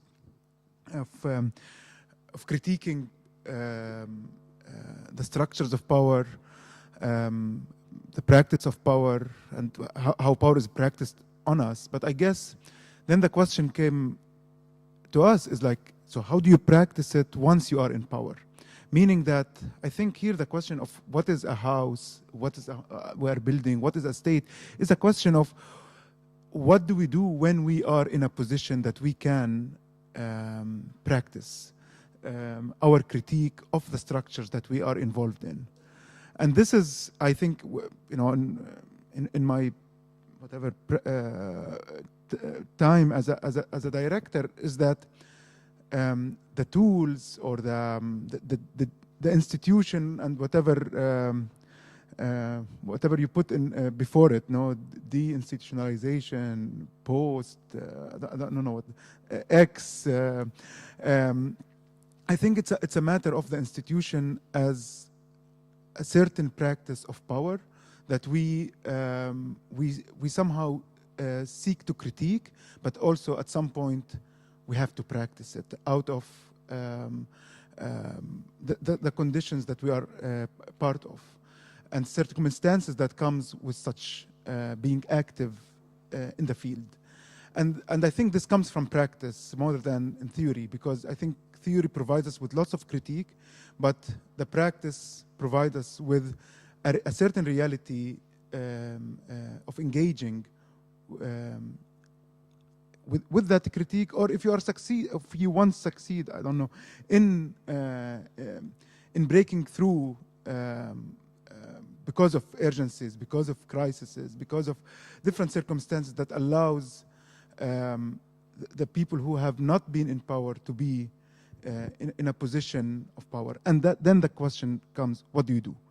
And this, I think, you can see it in many of the, I imagine, like we'll see what happens with the, from learning from you also, like what happens with the Roma MoMA, what happens with different organizations and groups that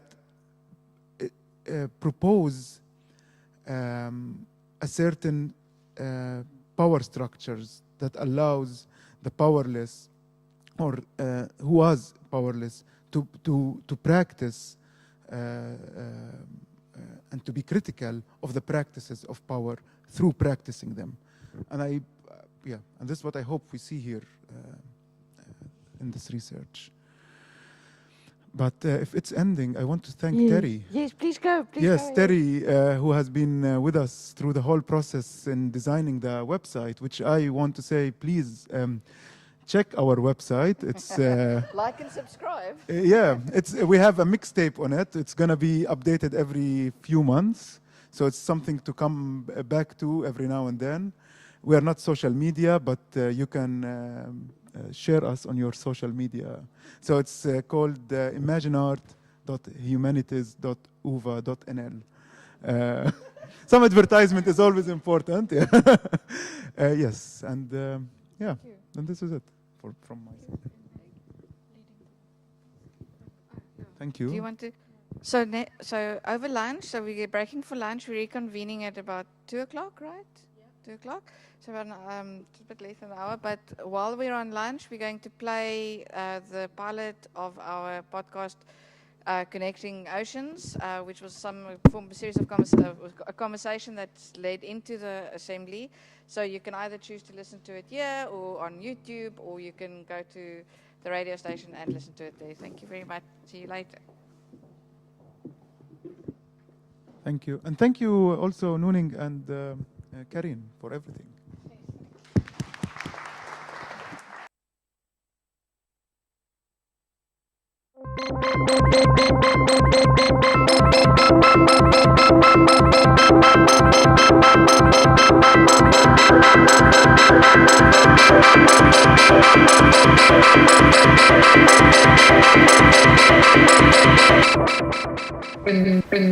Connecting ocean. Connecting ocean. A podcast for translocal conversation between artists, activists, scholars, and community organizers.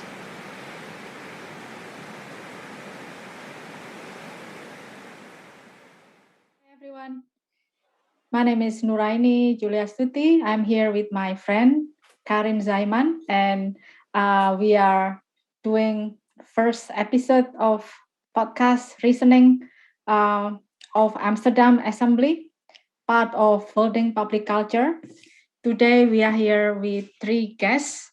I will introduce Diki Senda from Lakwat Kujawas and Diah Widuretno from Pagesangan School.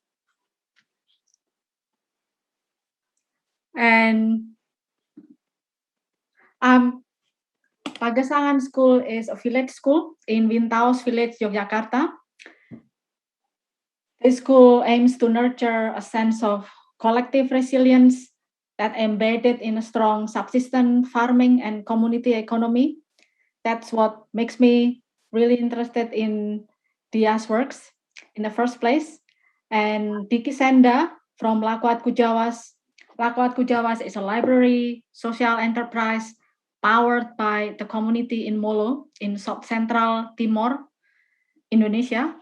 Lakuat Kujawas also organize a school that they call Tomolok School, and it is established to revive local knowledge and develop creative spaces as communication platforms across and within indigenous community members.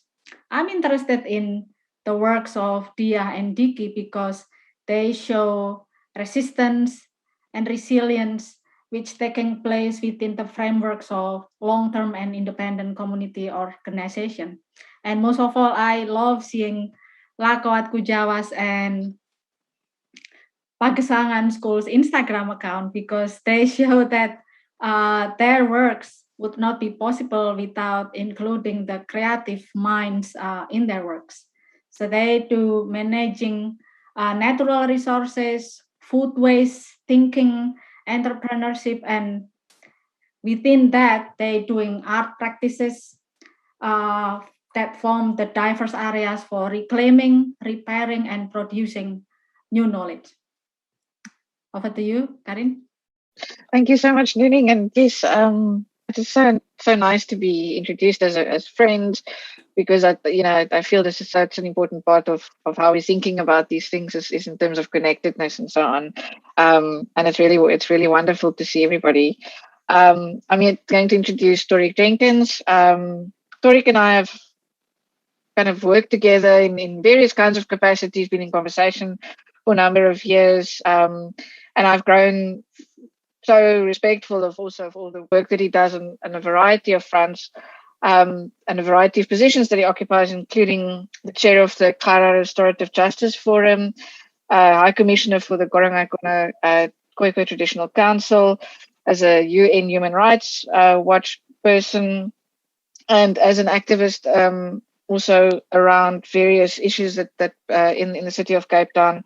It include concerns about homelessness, but also at the moment the burning project, of course, is the Two Rivers Urban Park, and I think Torik has been incredibly important in being able to articulate and advocate and help to bring various understandings about that piece of land into the public consciousness and helping to activate people. So an activist really, really strongly in that. And I was interested to have Torik part of our conversation because of he's also an actor, a dramaturg. He works in theatre, and he has done also projects that include the kind of dramaturgy. And I think dramaturgy as a kind of a tool is something that comes into play in your work, Torik, in various ways. So yes, that's where that's where I'm going to park it for now. And if I have to engage everything Torik does, we're going to be here for another full day. So I think, Nuning, who do we want to pose our first question to? Yeah, I think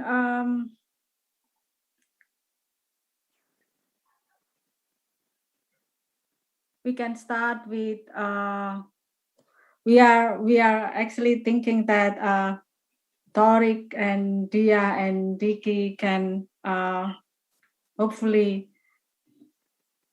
talk together about their works, but also I might start with start introducing again. I saw the connection between Diki and Torik because Torik is a dramaturg and Diki is also a writer, very prolific writer,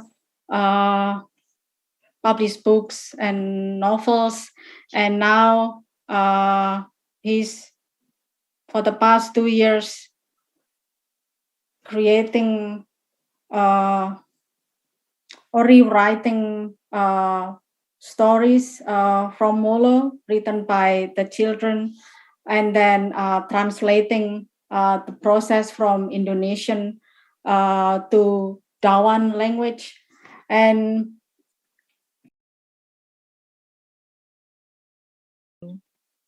either Diki or Torik or Dia, maybe if you just wanted to, speak a little bit about your activities, a bit about your work, whatever it is. You've got a sense, hopefully now, of the people here, and maybe if there's anything you wanted to bring into the conversation, just as a kind of an opener. I would like to start.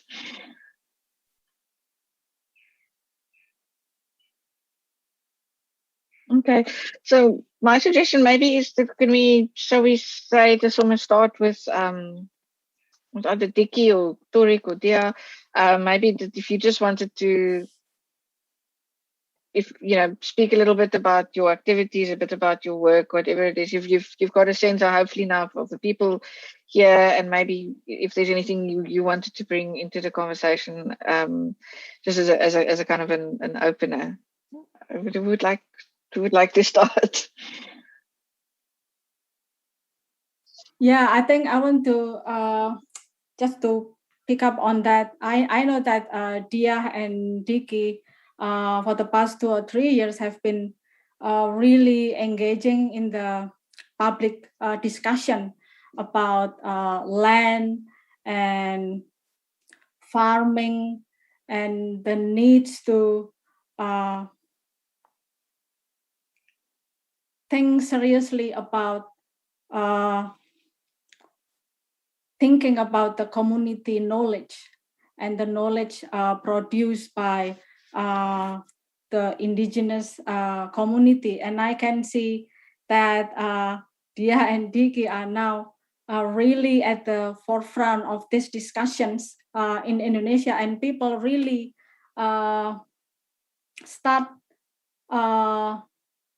pay attention to these whole issues. And I remember that during the 90s or even the whole early 2000, that the discussion that Diki and Dia forwarded only happened within a very limited circle, that is activists, human rights activists, or land justice activists, or indigenous community activists.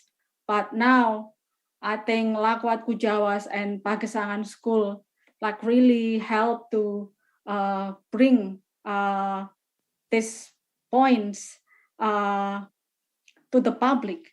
And it is important in the context of Indonesia to reclaim the knowledge space in the public sphere, because this space has been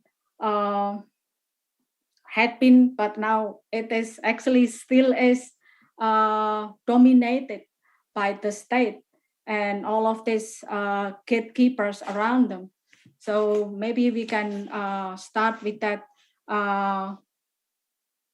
notion or statement, like how would Dia and Diki feel about, are you feeling like now people are paying attention, but what would be the impact to your own works? Do you feel like there are changes?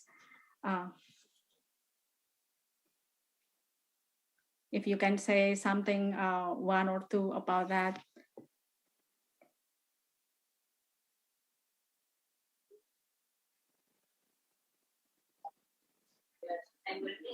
Yeah. So far so good sih. Mungkin Mbak Dia bisa atau Diki bisa menjawab. Nanti Vicky bisa menerjemahkan. Menghubungkan lautan. Siapa dulu yang mau jawab? Ya, Kak Diki juga nggak apa-apa. Ya, saya mencoba menjawab ya. Kalau dari pengalaman dan pandangan saya melihat melihat respons publik ya. Kalau 2 tahun terakhir sebenarnya saya adalah angkatan muda Timor yang mencoba mencari jawaban atas apa yang tidak kami dapatkan sebagai generasi muda Timor sejak masa kecil. Pengetahuan adat, pengetahuan yang kontekstual, bahasa ibu kami, kemudian apapun yang datang dari tanah kami tidak tahu. Kami cukup berjarak sebenarnya sebagai generasi milenial tahun 80-an, 90-an sampai sekarang adalah generasi Timor yang sebenarnya tercerabut dari akar identitasnya. Dan kami bertumbuh dan tinggal di tanah kami, tapi seperti kami berjarak dengan tanah itu. Sehingga upaya-upaya yang awalnya kami lakukan adalah bagaimana menjawab gap itu atau menjembatani jurang yang sudah ada, yang bukan kami yang ciptakan, tapi bahwa ada sistem yang sudah terjadi begitu lama yang membuat itu hadir atau yang membuat permasalahan itu ada.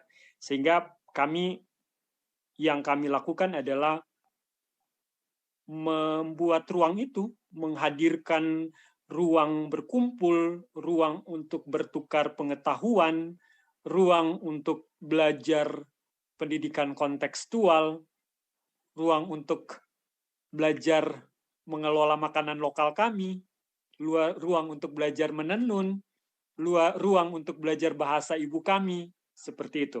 Jadi itu yang menurut saya menjadi penggerak awal. Dan dalam upaya-upaya itu kami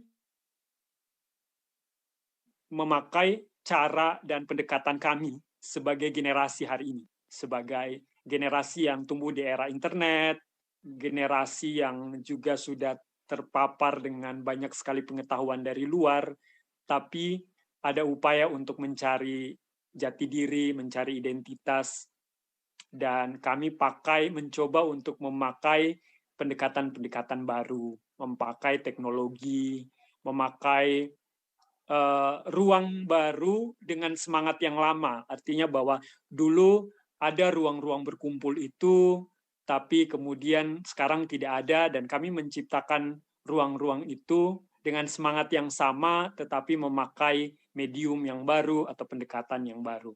Dan hasilnya itu disambut baik, terutama oleh angkatan muda, karena merasa bahwa itu yang tidak didapatkan di sekolah ataupun di ruang-ruang publik. Seperti itu.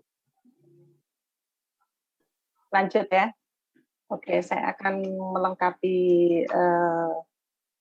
komentar dari Kak Diki. Jadi kalau yang kami lakukan itu sebenarnya mencoba mengkontekstualisasi persoalan di tingkat lokal gitu. Jadi diskusi-diskusi di awal tahun 2000-an, awal milenial yang pertama kali saya ikuti itu memang membentuk framework, membentuk kerangka berpikir saya dan memahami isu-isu global. Tapi itu menurut saya tidak cukup untuk memahami saya akan keberagaman kasus dan masalah yang dihadapi di lokal-lokal komunitas gitu. Jadi setiap komunitas itu memiliki persoalan yang sangat spesifik gitu, dan itu tidak mungkin disamaratakan antar komunitas, dan Indonesia itu sangat beragam sekali. Di setiap desa itu punya persoalan sendiri. Jadi kami menggunakan pendekatan yang lokalitas, persoalan-persoalan yang dihadapi di tingkat lokal itu yang kami hadapi. Jadi yang kami coba sikapi gitu. Jadi kami tidak banyak menggarap isu-isu besar, maksudnya program-programnya itu dilakukan secara sederhana di tingkat lokal gitu. Jadi sebenarnya ini mencoba menerjemahkan isu-isu yang sangat besar itu masih sangat eksklusif kalau menurut kami ya, di tingkat itu hanya menjadi wacana di tingkat para aktivis gitu, di tingkat nasional, bahkan untuk di tingkat lokal daerah itu agak sulit untuk dipahami, bahkan itu masih berjarak gitu, isu-isu besar yang memang kelihatannya sangat terbuka sekali, tapi itu masih sangat eksklusif kalau menurut saya. Nah, menurut saya sih harus ada pendekatan yang lebih lokal dan kontekstual setempat gitu. Nah, itu yang kami lakukan. Jadi kami mencoba menyederhanakan isu-isu besar itu menjadi sesuatu yang sangat dekat, menjadi sesuatu yang bisa dipahami oleh komunitas-komunitas kecil gitu. Jadi kami menggunakan prinsip mendekatkan apa yang kami lakukan dengan kehidupan sehari-hari.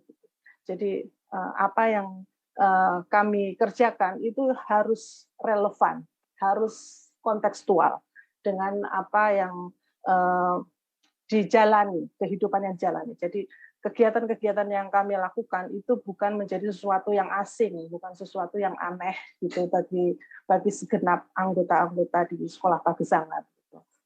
Nah, sehingga karena ini menjadi sesuatu yang dekat, jadi rasa memiliki rasa untuk bergerak bersama, menyangkut kepentingan saya, menyangkut kepentingan bersama, itu yang sebenarnya yang menjadi ruh yang menggerakkan gitu.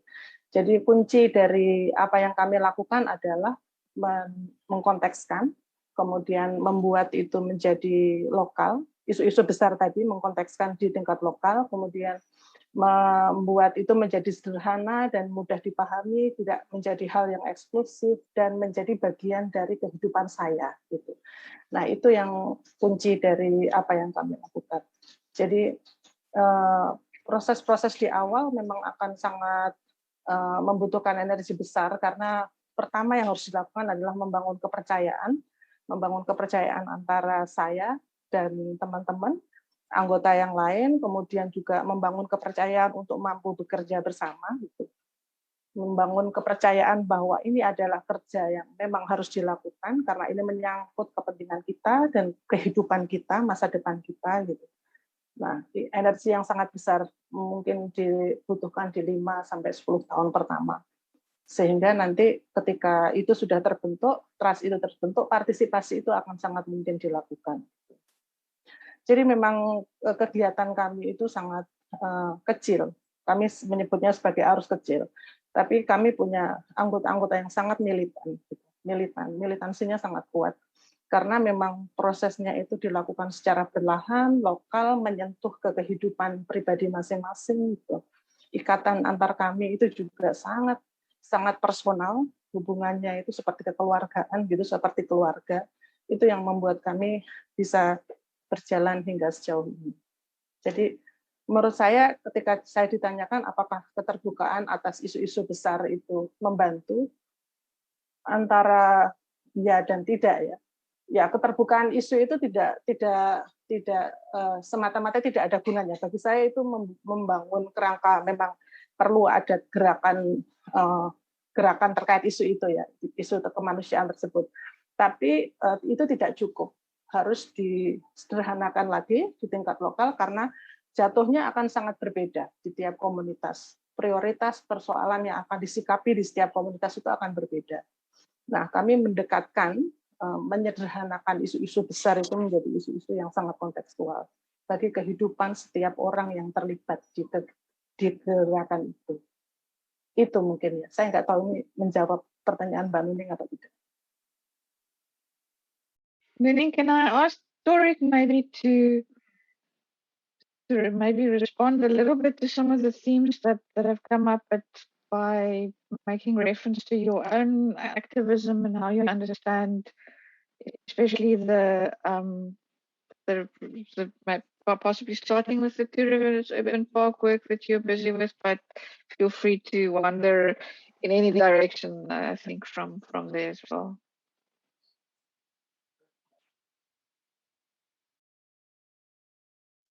Thank you, Karin. It's very interesting to hear some of the commonalities around, especially, you know, what Dickie was alluding to with regards heritage and history, and how there is this challenge of intergenerationally transferring memory and culture in ways that are tangible, and also in ways that are completely and freely expressed by, you know, by this generation. And I think that there's a lot of resonance in terms of what you're saying, especially when I take a look at the historical issues that are surfacing now with the matter that I've been primarily dealing with, you know, for the last 4 years. This picture behind me is the area. It's an area called the Two Rivers Urban Park.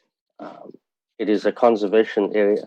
It is a sacred site, and on this particular spot, of about 15 hectares, the entire area is about 200, but there's 15 hectares of this area that has now been privatized.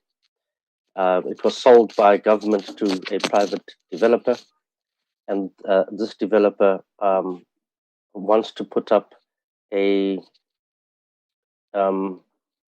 incredibly inconsiderate and historically, and in terms of our heritage and culture, devastating development of a multi-purpose kind of shopping mall, hotel precinct, but importantly, it's going to be the headquarters of tech giant Amazon. And for us, this is a major battle because this particular terrain holds a history that has, for hundreds of years, suffered degrees of ethnocide. And for us, it's the most important heritage debate that we have in this country, and I'll even go so far as to say possibly in the entire Southern African and African continent, because this is a place, and I think everyone on this call will resonate this. I think we all inherit the through line of the Dutch East India Company in terms of how we address our immediate situation while reflecting on being societies that are coming out of colonialism. And this particular site is intensely significant because it was here where in 1657 the Dutch East India Company gifted its employees land on either side of the sacred rivers. So there are two sacred rivers here, the Lisbech and the Black River. And when they meet, when they confluence, that embankment is a very sacred terrain for the San and Khoi communities. When those farms were gifted by the Dutch East India Company, they also, for the first time, used Roman Dutch law and issued title deeds. So basically, we can right in this sort of picture behind me, we can determine that this is the very first place where land was stolen for the first time colonially in our country. It is a ground zero precinct. It is a sort of an epicenter of liberation and resistance. When the land was gifted to the farmers, a war broke out, of course, because the land expanded. The indigenous communities were locked off from the river. And then we saw the first occupation and gradual dispossession of indigenous Khoi and San communities. And that war, which broke out, basically had a domino effect and moved into 16 Khoi wars over about a 180-year period, which resulted in the genocide of certain communities, especially the genocide of the Cape San. It also resulted in the extinction of very sacred animals like the quagga, the blue buck, and the Cape lion. And we saw a mass migration of indigenous communities that fled from this epicenter all the way across Southern Africa. Now, you may look at me and wonder, perhaps I may look a little similar. Well, the interesting thing was that when the Dutch colonized the land, they didn't have any cheap labor to till the soil for commercial purposes because they were at war with the indigenous population. And it is at that point in 1657 that the Dutch East India Company decided to import slaves from around its colonies. And the slaves came from Indonesia, Java, Madagascar, Malaysia, Goa, India, East and West Africa. And they basically came to this embankment and tilled the topsoil for the very first time. And they intermingled with the Dutch. And for those slaves who wanted to escape their slavery, were welcomed by the indigenous Khoikhoi and San because we had a common enemy of the Dutch. And so today, there is a tributary descendant community of the Khoikhoi and San that is made up of this huge global history of diversity. And over time, what has happened is that language has been lost. Land was dispossessed. And especially in the Western Cape, there were particular colonial acts of identity removal, forms of administrative ethnocide, where entire communities from all over the world and also indigenous communities here were placed under particular labels and categorizations. And one of these categories today is the term colored or so-called colored. And what this meant over time, it meant that these communities who are actually descendants of the custodians of the soil were disavowed of their Africanness, divorced of their Africanness, to the point where language, culture, and affinity to this symbiotic relationship that the Khoikhoi and San have with the riverine systems, the land, and the cosmos were obliterated. And so this particular heritage fight means as well that as we push to stop Amazon from putting 150,000 square meters of concrete bulk in the floodplain to completely permanently destroy the floodplain, part of the proposal will be to redirect the river and actually infill a sacred river. This space is also a sacred area in as far as major global breakthroughs in Western science has been done over here because of the South African Observatory, which Oh, we lost Tariq. Yeah, I think he lost connection. This is what we are sitting with. Oh. It's okay.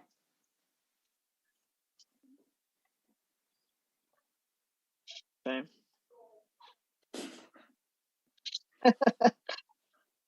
Blackout, disconnection. Mm-hmm. Mm-hmm. Mm.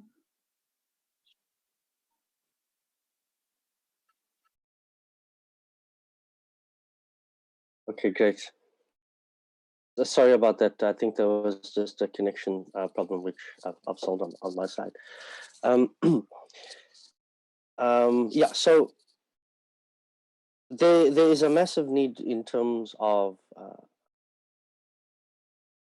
remembering a history that has suffered tremendous loss. You know, colonial authorities, for example, would deploy very brutal kinds of mechanisms to prevent people from maintaining their culture and language. For example, The removal of front teeth was something that was deployed by early colonial authorities. Some very gross and mutilating forms of torture in order to prevent people from clicking. As you may know, Khoekhoegowab and Khoisan languages have a number of clicks. And in order to do that, you pretty much need, to use your mouth and especially your teeth. And one of the ways around which linguicide occurred was to ban the language, forbid it, but also to punish people either through imprisonment or humiliation, and in this case also through the actual removal of teeth. So what we're looking at is a history that has been eroded and also politically sidelined for close to 400 years, and there is a revival of these histories that are coming to the fore. But what is a challenge as well is how these histories are being revived. The narratives that are coming through sometimes are also challenged by the existing bedrock of apartheid,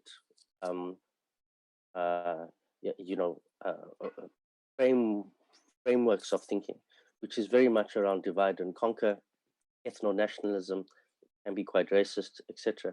So one of the challenges as well is not to try and keep the essentializing of the narrative, whereby we don't make the same mistakes as what was done during colonial times, whereas we re-identify and entrench and re-embody ourselves within our culture, and move towards an understanding of our languages, etc.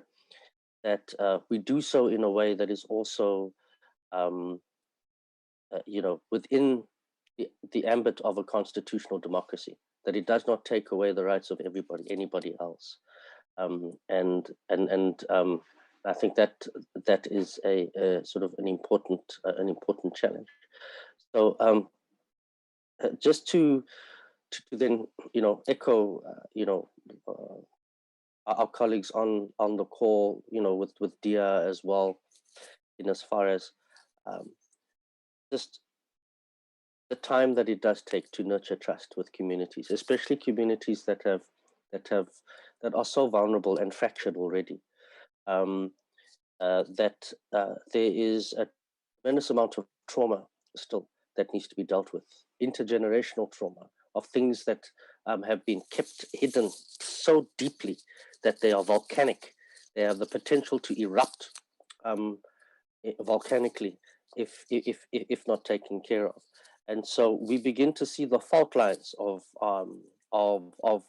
these traumas that have not necessarily been dealt adequately, and it does make the terrain, one that requires, a lot of listening and sensitivity, in order to deal with.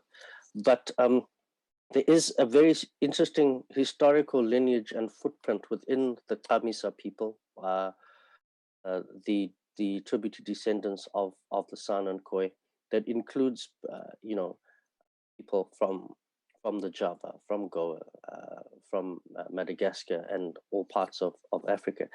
As a matter of fact, we are honored today to be in the presence of the bloodline descendant of our main matriarch, Kretoa, who was a princess. She was the nephew of Chief Altrumao, who pretty much controlled the shoreline at the time when the Dutch were making inroads.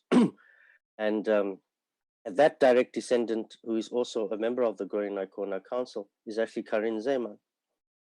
And so it's an extraordinary moment for me, because in a way,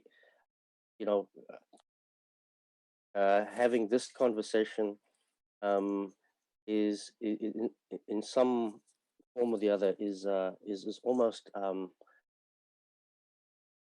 part of a kind of dialogue towards something that has not really happened, which is a particular kind of homecoming, an acknowledgement of shared histories, of deep shared journeys of colonial conquest, and to share ideas around, the colonial questions of how we're dealing with that. And the tip of Africa holds a very strong connection, to Southeast Asia in ways that have not necessarily been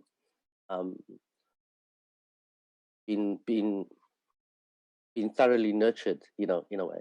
I think there is a lot that we share, but that we are completely unaware of. I think it sits in our bone marrow, and it sits in our memory. And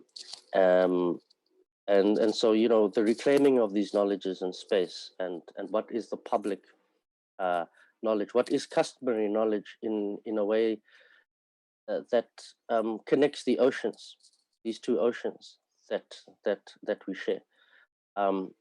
And so there is a public reality that has been denied, in as far as the connection of the Khoikhoi and San communities in the Western Cape, and descendant communities in Indonesia. I'm going to stop there for now. Thanks. Thank you so much, Torik. Vicky, do you want to convey Torik's words to Tiki and Dia? Ya, aku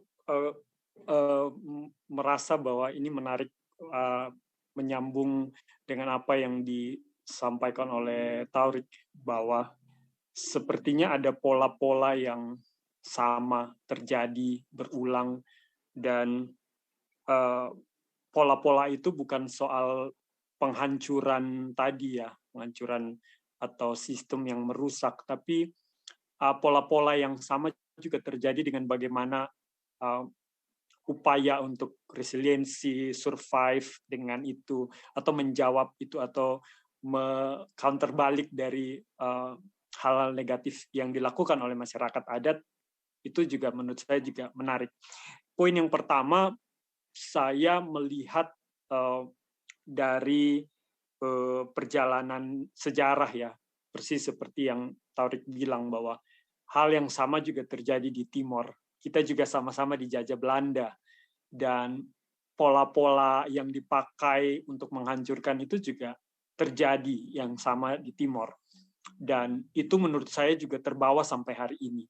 Betapa masif atau dampak dari kolonialisme, pola-pola politik pecah belah dan segala macam yang dilakukan oleh Belanda itu ternyata dampaknya sampai hari ini, sampai ke generasi saya, detik ini pun juga itu masih mengakar. Ini dalam terkait dengan konflik-konflik masyarakat adat. Soal pola-pola yang lain juga, soal ya itu tadi, bahwa ada privatisasi ruang-ruang hidup masyarakat adat yang diambil alih secara paksa oleh negara, dan kemudian itu dijual secara sepihak untuk kepentingan pembangunan dan investasi dan lain-lain. Saya pikir itu juga menjadi sesuatu yang pola yang terus berulang dari dulu di masa kolonial Belanda sampai sekarang. Hari ini pun cara-cara keji itu juga dipakai. Yang kedua, saya melihat juga bahwa ada kesamaan bagaimana penghancuran identitas tadi atau penghapusan identitas. Dan itu dampaknya ke saya sebagai anak muda Timor misalnya. Saya kok merasa sedih ya dengan tanah saya atau dengan kampung saya, dan itu semacam beban yang kami pikul juga sebagai generasi hari ini. Jadi kami kayak tidak tahu apa-apa yang terjadi di zaman dulu, zaman Belanda, tapi kami harus menanggung itu juga, mendapat dampak buruknya itu sampai sekarang. Dan itu kalau tidak diselesaikan juga mungkin akan berlanjut ke anak cucu kami. Saya pikir itu menyedihkan sekali. Dan itu perlu dilawan, itu perlu diperbaiki. Tentang bagaimana bukan situs-situs alam yang dirusak atau perampasan tanah, tapi yang menarik yang di awal itu adalah bagaimana benturan-benturan agama, bagaimana kristenisasi dibenturkan dengan agama lokal, bagaimana hukum adat dibenturkan dengan hukum positif yang dibawa Belanda misalnya pada saat itu, atau bagaimana pemerintah atau bagaimana perusahaan melakukan sesuatu dengan backing dari pemerintah untuk berhadapan dengan masyarakat adat. Saya pikir itu juga hal yang sama juga terjadi di sini, bahwa pola-pola untuk menghancurkan identitas itu bahkan dimulai dengan merusak alam. Itu sudah merusak identitas kami orang Timor, karena kami begitu luar biasa bagaimana marga-marga atau fam atau nama kami dibentuk dari nama tumbuhan, hewan, alam semesta, dan ketika itu dirusak maka itu juga merusak kepercayaan diri kami atau merusak sampai ke sesuatu yang sangat sangat dalam. Dan saya pikir itu dampaknya juga luar biasa. Apalagi kita bicara bahwa mereka misalnya menggunakan kekuatan politik atau agama untuk menghancurkan itu. Dan yang terakhir, saya melihat bahwa yang terjadi hari ini, kalau bicara terkait dengan yang tadi saya sebutkan di awal, bahwa pola-pola itu berulang, yang terjadi pada angkatan kami hari ini, atau generasi kami hari ini, milenial, X dan Y, itu adalah sistem cap, ya, stigma atau cap yang diberikan oleh institusi yang lebih besar atau yang punya power atau sistem yang lebih besar dari masyarakat adat, misalnya menyebut bahwa punya rumah tradisional itu dicap miskin, bahwa tidak punya uang atau menghasilkan uang sejumlah rupiah tertentu dalam satu hari, itu kami dicap miskin.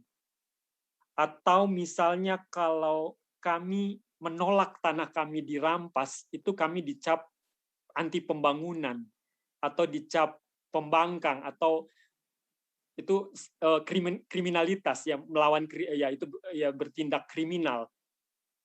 Saya pikir cap-cap seperti itu juga yang membuat masyarakat adat tersudut, dan kami sebagai generasi muda hari ini juga tersudut dengan sistem itu, dengan cap misalnya rumah tanpa jendela, karena kebetulan rumah tradisional kami tanpa jendela, kemudian itu dianggap melanggar standar kesehatan, sehingga kami diharuskan punya rumah tembok supaya ada jendelanya. Tapi ketika rumah tradisional kami hilang, kami kehilangan banyak hal. Kehilangan relasi kami dengan alam, kehilangan pengetahuan akan makanan, kehilangan banyak hal. Jadi saya pikir modernitas dalam titik ini bisa jadi, kalau menyambung apa yang Mbak Dia bilang tadi, itu bukan sesuatu yang penting untuk kami sebenarnya.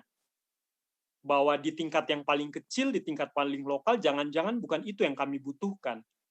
Yang kami butuhkan justru sesuatu yang bisa menjawab kebutuhan kami makan dari apa yang ada, minum dari apa yang ada, dengan standar dan adat yang kami punya, kami sudah sejahtera. Tapi lagi-lagi bahwa sesuatu yang besar dari luar itu justru bikin kami ya stigma tadi, jadi cap yang negatif. Dan yang berikut soal standar kerja, bahwa ketika tambang datang itu seperti menyediakan lapangan pekerjaan. Jadi kami harus menerima tambang masuk ke tempat kami supaya kami dapat kerjaan. Kami tidak boleh tolak tambang, karena itu artinya kami menolak program pemerintah. Itu sesuatu yang dibentur-benturkan, dan saya pikir itu yang bikin kita semakin terpojok. Atau misalnya dengan mengirimkan banyak tenaga kerja dari kampung keluar kota, bahkan yang masih di bawah umur, human trafficking, itu kami dibilang bahwa itu lapangan pekerjaan yang ada. Kami harus kerja di kebun sawit misalnya di Kalimantan atau pergi jadi TKW di Malaysia. Karena itu adalah salah satu bentuk lapangan pekerjaan yang disediakan pemerintah. Tapi bahwa masalahnya adalah yang dikirimkan masih di bawah umur misalnya, atau tanpa dokumen misalnya, atau terjaring ya human trafficking tadi. Jadi saya pikir ada hal-hal yang terjadi dan itu berulang dari zaman dulu. Kalau bicara tentang perlawanan, bicara tentang resiliensi, bicara tentang bagaimana hari ini kami punya upaya-upaya rekonsiliasi misalnya. Kalau dari masalah-masalah yang saya sebutkan tadi, yang menjadi persoalan sekarang misalnya adalah secara politik praktik-praktik pecah belah itu masih saja terjadi sampai hari ini, dan itu polanya dipakai oleh partai politik resmi misalnya untuk memecah belah. Atau misalnya persoalan yang lain, tadi Tarik sempat omong juga soal trauma yang dihadapi. Saya melihat bahwa misalnya trauma kami hari ini, generasi kami ketika tambang masuk, kami masih kecil. Kami tidak tahu. Tapi hari ini kami merasakan bahwa trauma itu ternyata masih ada di orang tua kami. Di bapak mama di kampung itu mereka trauma sekali. Ketika dulu mereka menolak tambang itu mereka dengan popor senjata dan dengan macam-macam intimidasi, dan itu mereka traumanya sampai sekarang. Dan tidak ada penyelesaian, tidak ada pasca tambang itu tidak ada rekonsiliasi yang benar-benar mengembalikan mereka, dan saya pikir itu juga akan jadi persoalan, dan itu menjadi satu perhatian kami di Lakwatku Jawas misalnya, bahwa rekonsiliasi itu harus jadi isu dan harus kami kerjakan, membantu orang tua kami terlepas dari trauma yang panjang.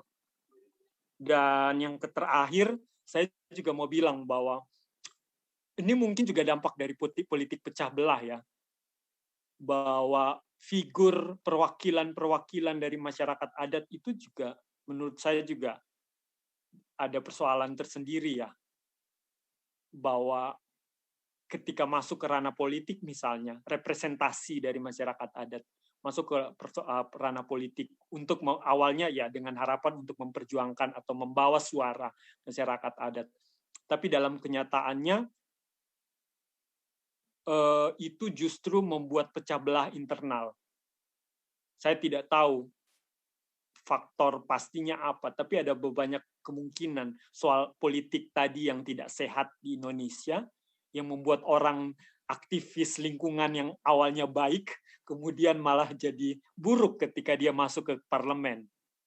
Atau justru figur terlalu mengangkat satu sosok saja itu juga bisa jadi masalah, bahwa kemudian figur terlalu berlebihan dapat spotlight itu juga mungkin kemudian yang mendorong orang cepat silau atau apapun itu, dan kemudian justru malah suara-suara kawan-kawannya malah tidak dibawa. Saya pikir itu, Kak. Aku agak berbeda dengan apa yang diceritakan oleh Taurik sama Diki.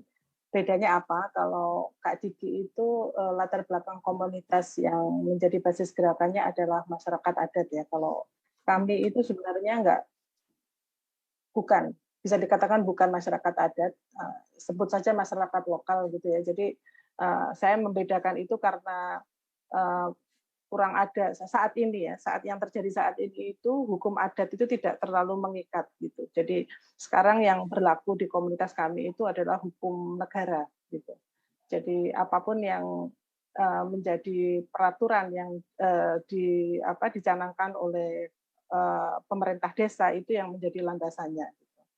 Itu yang pertama. Terus yang kedua, perbedaan kedua yang bisa saya amati itu adalah kalau dari cerita Taurik sama Diki itu dalam tanda petik musuhnya itu kelihatan, visible gitu ya. Misalnya kayak tadi tambang, kolonialisme, misalnya penjajahan Belanda, Kemudian sekarang juga berhadapan dengan negara itu relatif tampak gitu, relatif bisa diidentifikasi siapa nih sebenarnya musuhnya gitu, yang dilawan itu siapa gitu, penyebab dari perubahan-perubahan itu siapa, itu kurang lebih dari sesuatu yang bisa diidentifikasi dan bisa dilihat gitu, nampak gitu.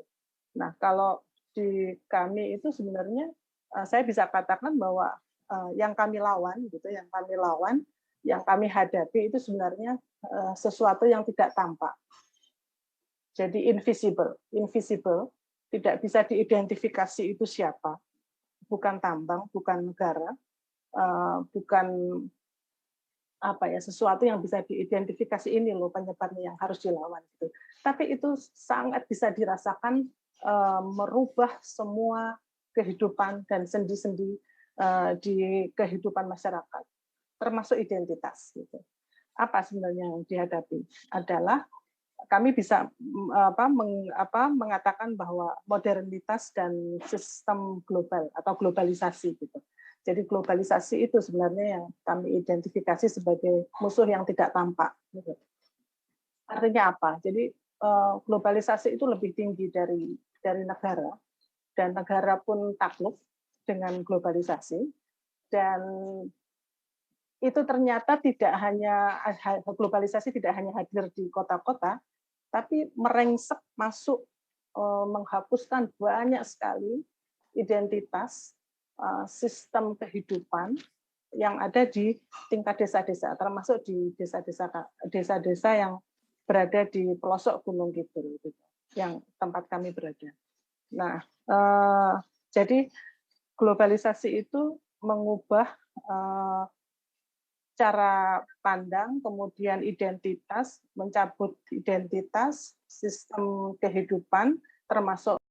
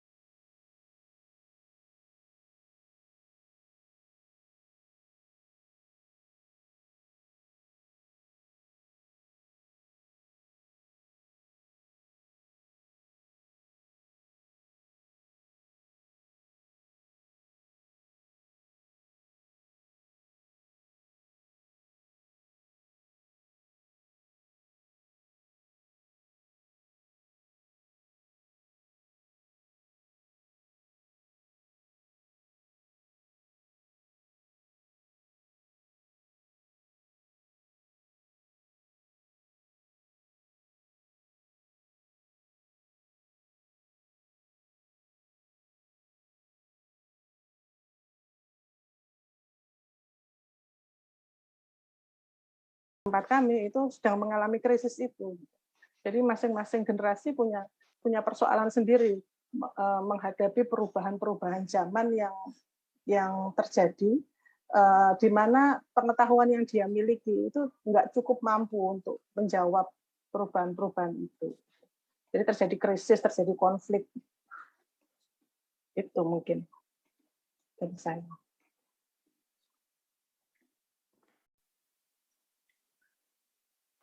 I want to I want to go back to what Dia said in the last bit of her response, that what Pagesangan and the community in Gunung Kidul in general have to deal with is these insidious things that are invisible, ranging from inability to go to school or to continue their education, and this ongoing questions why this poverty remain, this poverty that running from generation to generation. And it seems that their knowledge to tackle the poverty is only limited to have money, fresh money, but how to get that money. And then most of the time, as I see in the young generation who live in Wintaus village, where Pagesangan school is located, is they force themselves to go to the city from young age to work as a laborers, cheap laborers in the companies, or they force themselves to join this rank of migrant workers and to go abroad. And there seems no other way to deal with poverty other than that. And I'm really interested with what Dia said, that it seems like every generation has their own problems, this kind of questions, but then the knowledge that they're having is not able to deal with that questions. It's like they stuck, like you said in your book, yeah, like they stuck in this kind of circles. And what they're trying to do now in Pagesangan is actually to break all of these things and try to create new definition of what good living or what life is, and trying to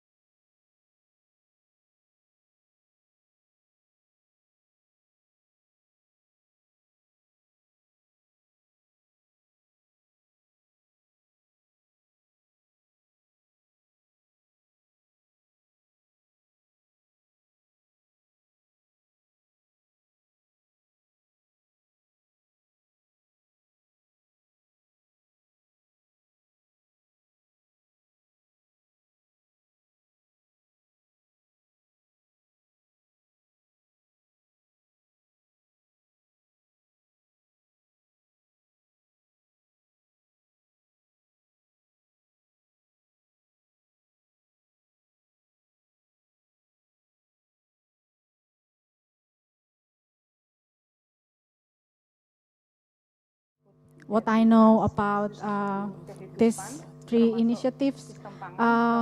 Homing, here we already have Charlene and Muriel Letterboom. Homing is an art and education initiative, working a lot, making activities in the intersection between youth, education, and technology. And today we will be hearing one of Homing's latest project called Frigiditory. Hope I pronounce it correctly, which involves story making and storytelling from Surinamese community in Amsterdam. And we also have here Godfrey, Neka, and Amir Muhammadi from AS Cafe, an Amsterdam-based support group for refugees in the Netherlands. And we also have Diki Senda from Lakwat Kujawas. Lakwat Kujawas is a community organization based in South Central Timor in East Nusa Tenggara province in Indonesia and have these 3 initiatives sharing important foundation of their practices. And the main reason of why Karin and I are thinking to involve them is because we want to go deeper to the sonic aspect of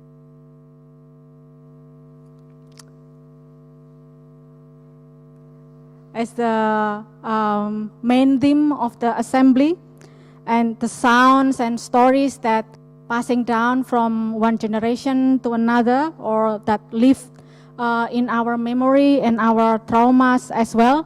And here we have different actors from different backgrounds that serve what I call it as the story bringer or storytellers, and actors who enable the storytelling alive. So without time, now I welcome Charlene to give a short introduction, and then Muriel to tell us some stories.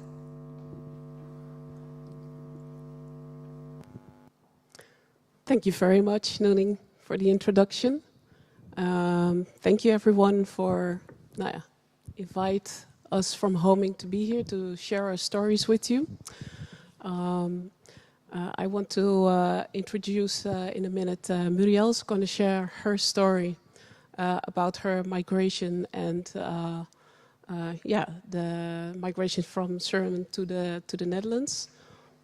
She will speak in Dutch, so I want to take the opportunity to translate so everyone can understand and follow the story. So thank you, Muriel, for being here. And would you like to share with us your story? Thank you.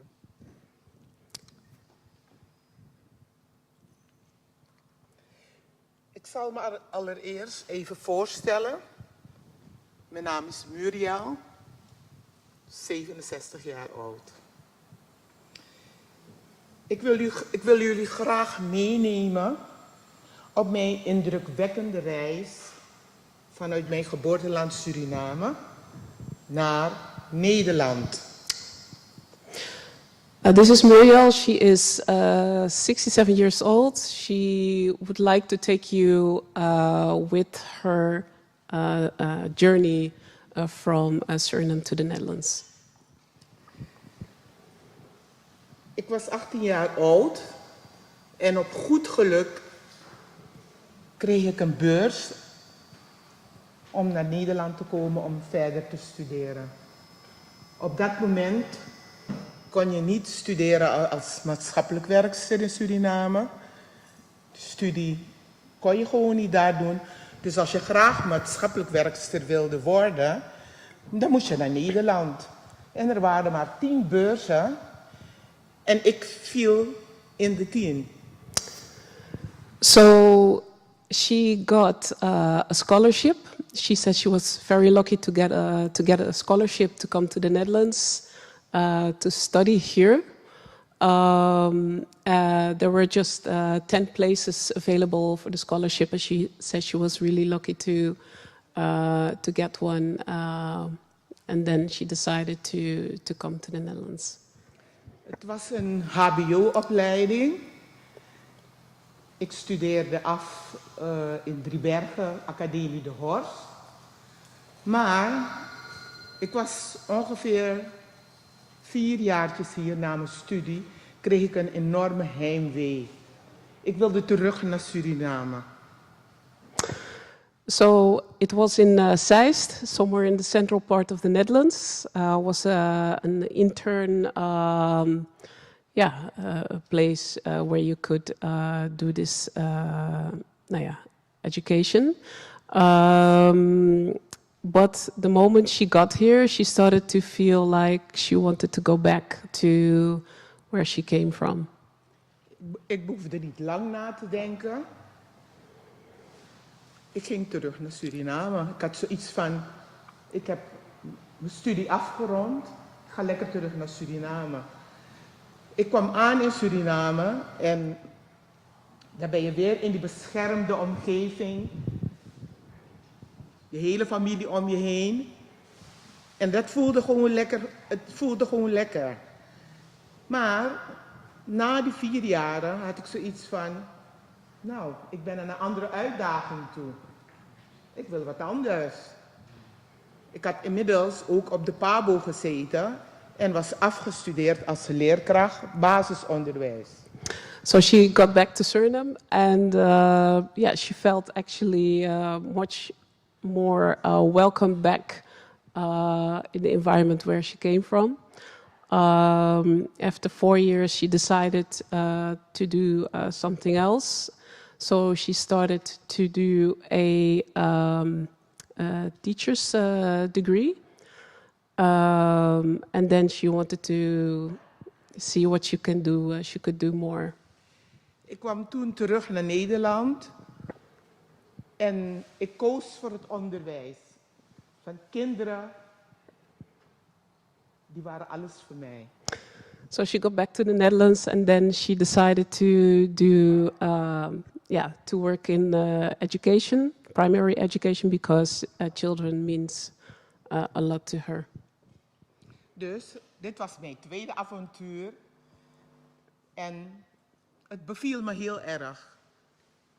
Naarmate je het werk deed, ging je nog meer van het werk houden. Na 38 jaar lesgeven, ik was een beetje onrustig, onrustig. Na 38 jaar lesgeven had ik zoiets van, dit is niet het einde. Ik kan nog meer. Dus besloot ik mijn eigen onderneming op te starten. Ik begon met 3 kinderopvangs en 1 buitenschoolse opvang in Amsterdam Zuidoost. So after she worked for 38 years, she decided to do something else, and then she decided to set up a kindergarten, and slowly she popped up 3 locations in Amsterdam Southeast and started a kindergarten. Maar ongelukkigerwijs was er echt een, hoe moet ik het zeggen, de overheid, problemen met de overheid, weet je. De ouders moesten te veel eigen bijdrage betalen, dus het nam af. En op een gegeven moment, na 6 à 7 jaren, moest ik stoppen ermee. So due to difficulties because of the government and the parents had to pay a lot of contribution for the kindergarten, it didn't went well, and after a few years, 6 years, she had to decide to quit the kindergarten. Maar het was nog niet afgelopen. Ik stapte weer in het onderwijs. Ik had zoiets van, oké, ik heb mijn diploma, mijn PABO-diploma. Ik kan overal terecht, ik kan overal met kinderen werken. Dus ik koos toen weer voor het onderwijs. En heb toen ongeveer 7 à 8 jaren ben ik weer als leerkracht gaan werken. Afgelopen januari mocht ik na 41 dienstjaren de school vaarwel zeggen. Oh nee, natuurlijk niet. Ik ben sedert vorige maand ben ik weer begonnen als gepensioneerde leerkracht les te geven, want jullie weten allemaal het tekort aan leerkrachten op dit moment. So let me see, where did you stop? After a lot of years in education, she stopped, and now she is retired. But actually, you keep on going. Ja. En ik zal je vertellen, vorige week 2 november ben ik gestart met mijn eigen bijlesgroep.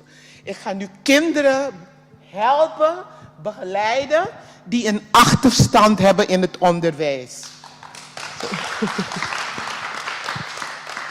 So after all these years, she decided to start for herself again and start to guide children who have difficulties in learning and give them a little bit of some extra education to keep them going.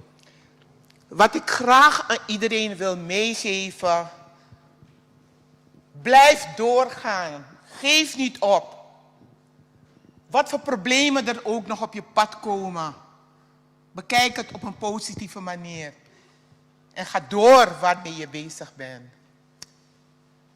So this is actually what we ask all of the participants of Frigititori, Lost Stories in Suriname. And that is that, can you please, what would you say to the coming generations, the future generations? And Muriel said, whatever you want to do, whatever is in your head to do, please go and do it and never give up. It sounds maybe very simple, but that's really the key thing. Just go for it, do it, execute it, and then, yeah, it will be all fine. Never give up. Never give up. Dankjewel. Thank you very much.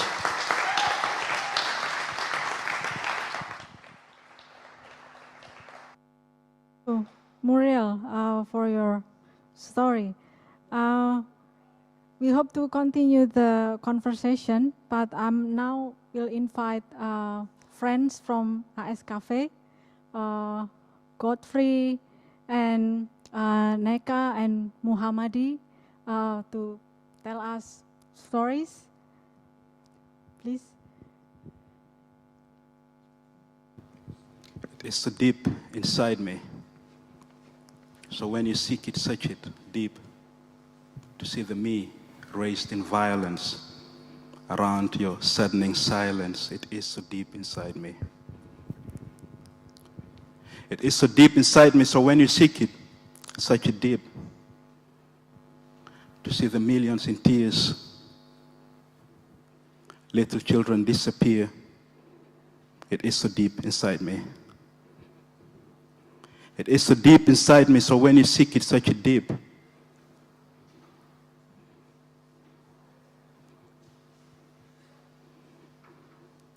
To see the beast in a feast, the destruction of the peace. It is so deep inside me. I was raised a war child. A war child turned second-class citizen in my own country. I had to leave. I became a refugee in the Netherlands.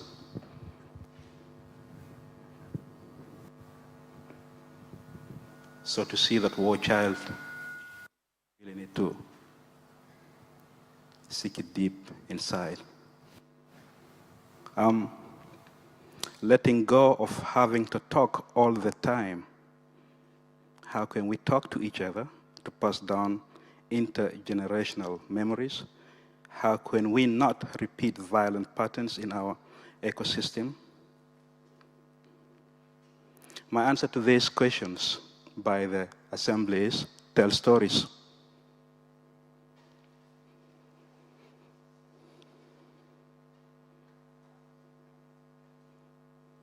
"23 years away from my wars and my past, I'm a social worker today. See, some people know me as a speaker, some people know me as a storyteller, some people know me as a singer. Don't argue within yourselves. It's all me. I work for a foundation that has set itself on a mission to support undocumented migrants, and they've been doing that for the last 30 years. It's called ASKV, or ASKV in Dutch. A joke I make about us is every time we tell somebody on the phone that we are Ask Cafe, they ask me, which cafe? At Ask Cafe, we organize a lot of courses and activities for undocumented migrants. And one of the most beautiful things we have in these many different activities that we do is a storytelling course. We call the course Home is a Story You Carry on Your Back. And that course is developed and being taught by an amazing trainer, Mr. Simon Hodges, who happened to be here. So check out Story Yourself, Simon Hodges. After me, there will come two speakers who will tell stories, and these are students of Home is a Story You Carry on Your Back. We have this training or storytelling workshops for like 6 weeks, and then after that, the participants perform in a storytelling evening. The last one was here, and the next one will be here. So put 8 December in your agendas. Without further ado, let me introduce Neka from Nigeria, and she'll tell you guys a story. Hello, good afternoon, everyone. I'm Neka from Nigeria. I came into the Netherlands not a few years ago, and good a thing, I joined an organization, Ask Cafe. Yeah. I love telling stories because from my childhood, I had grandpa, grandma that would sit us down by the moonlight and tell us so many stories. And stories in Africa is transgenerational. It goes from generation to generation. It's not dead. Because of what? African stories teach morals, teach obedience, teach a lot of good things and goodwill. So today, I'm going to touch a story that I love so much, and the story is about the princess and the spirit. So today, there was a beautiful princess named Adanna in the land of Uke, in Nigeria, in the eastern region. This princess was so beautiful, endowed, that every man in the land of Uke wanted to her hand in marriage. It was like she was on top of the world. Everyone was coming from the far land, from the neighboring villages, coming to seek for this princess' hand in marriage. But the princess had a bad character. She was so insulting. She was full of herself. She doesn't love talking to people. She loves sending people on errand sarcastically. She doesn't say please. She doesn't use excuse. She doesn't use thank you, because her father was the highest king in the land. So she felt, I'm on top of the world. There's no need of bending down to anyone. I have to be here no matter what people have to answer to me. So her father was like, every day, my daughter, your character is not good. Please learn to speak with people in a good manner. Learn to talk well. Learn to be of good behavior. And this princess, she didn't care. She continued with her bad behavior. And her father, one day, he was disturbed terribly because she refused virtually every suitor that came for her hand in marriage. She felt, this one, his leg is not good. This one, his head is big. This one can't walk well. This one can't talk well. So she had reasons to give, excuses to give for all her suitors. Then one day, the king went into the gods of the land. He consulted the gods and he made a prayer. He said, my God, if you will make my daughter get married, I'm going to be very happy. I will die a happy man. And the gods of the land sent a spirit. Now, the princess was walking down on a sunny day with her maidens. She was going down to the river, and a spirit, well-dressed, handsome guy, was coming, well-chested, broad-chested. So this is everything the princess loved in a man, you know. And when the guy was coming, the guy didn't even talk to her. The guy almost pushed her out. So she was like, who is this guy? Where is this guy from? She was asking the maidens, and they said, we don't know him. He's new in this village. She said, I want to know this guy. I want to know this man. This man that didn't talk to me, who does he think he is? You know, she loved what she saw, but, you know, bad character, she couldn't even behave well. And after some days, she met the guy. She engaged in a discussion with the man, not knowing that this man is a spirit sent by the gods of the land. He is not a human being. It was just to teach her a lesson. So now she engaged with the guy. So many times they sit under the tree, talk, laugh, and with time, the princess fell in love with the spirit. And the day of the marriage came. When the spirit came with his people, they said, oh, where are you from? I'm from so-so town. The king said, which town is this? I've not heard of it. He said, oh, the town is, if you cross the river, you will see the town. The king said, oh, okay.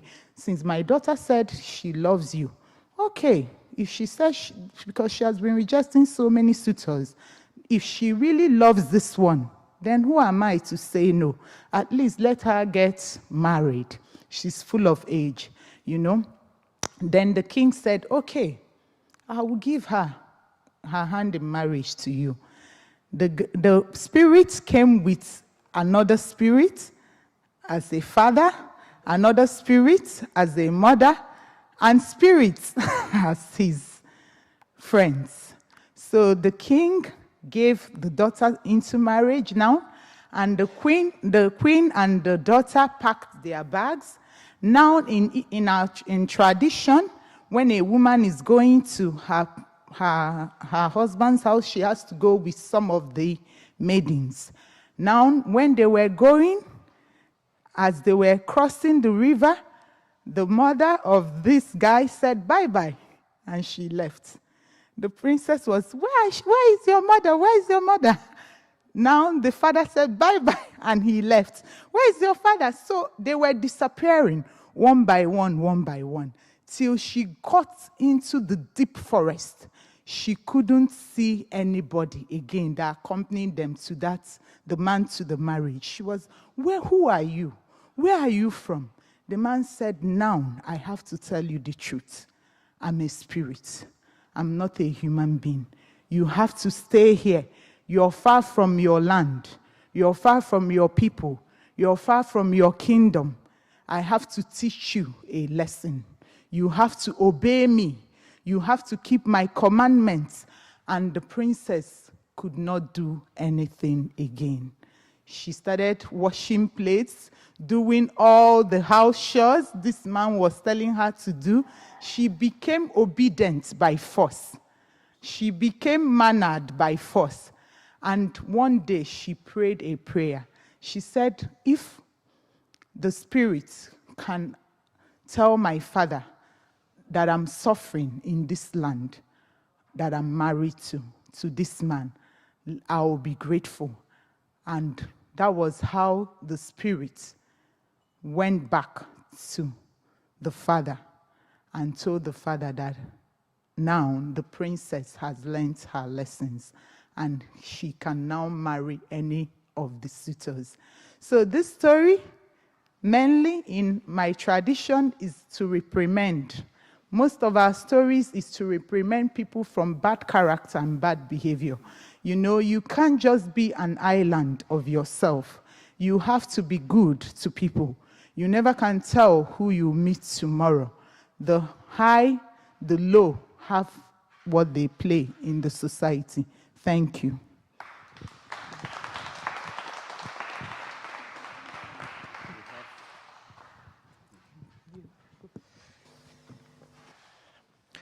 Hi everyone, good afternoon.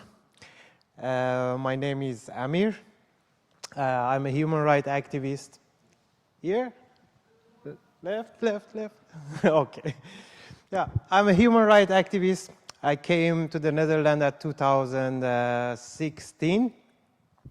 The reason I'm here because I was against my government, Iran, because in Iran every laws are based by Islamic law, which is, I'm not agree with it. I'm more into the human right. I am more believe that everyone should have right for their sexual orientation or choosing their belief or religion, which is illegal in Iran. If you talk about this sensitive topic in Iran, immediately they're going to torture you, kill you, or disappear you somewhere.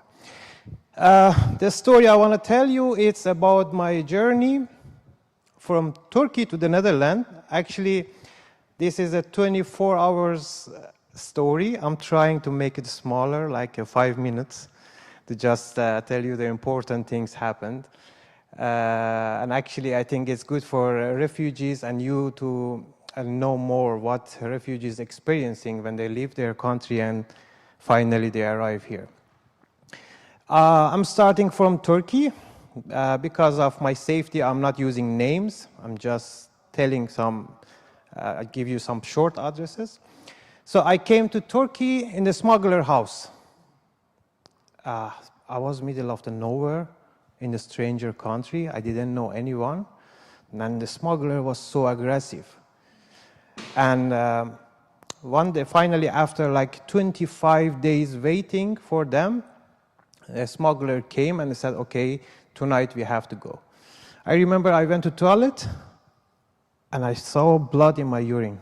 I said, oh man, this is actually, I'm not waiting for it. This is extra. I came out of the toilet, 1, 2, 3, nothing, and my kidneys start to pain. Oh man, what should I do now? I have to go tonight to the sea. And now I have a kidney pain. But I don't know, something was in my mind. I brought some painkiller injection with me from Iran. And the guy was with me who could inject me.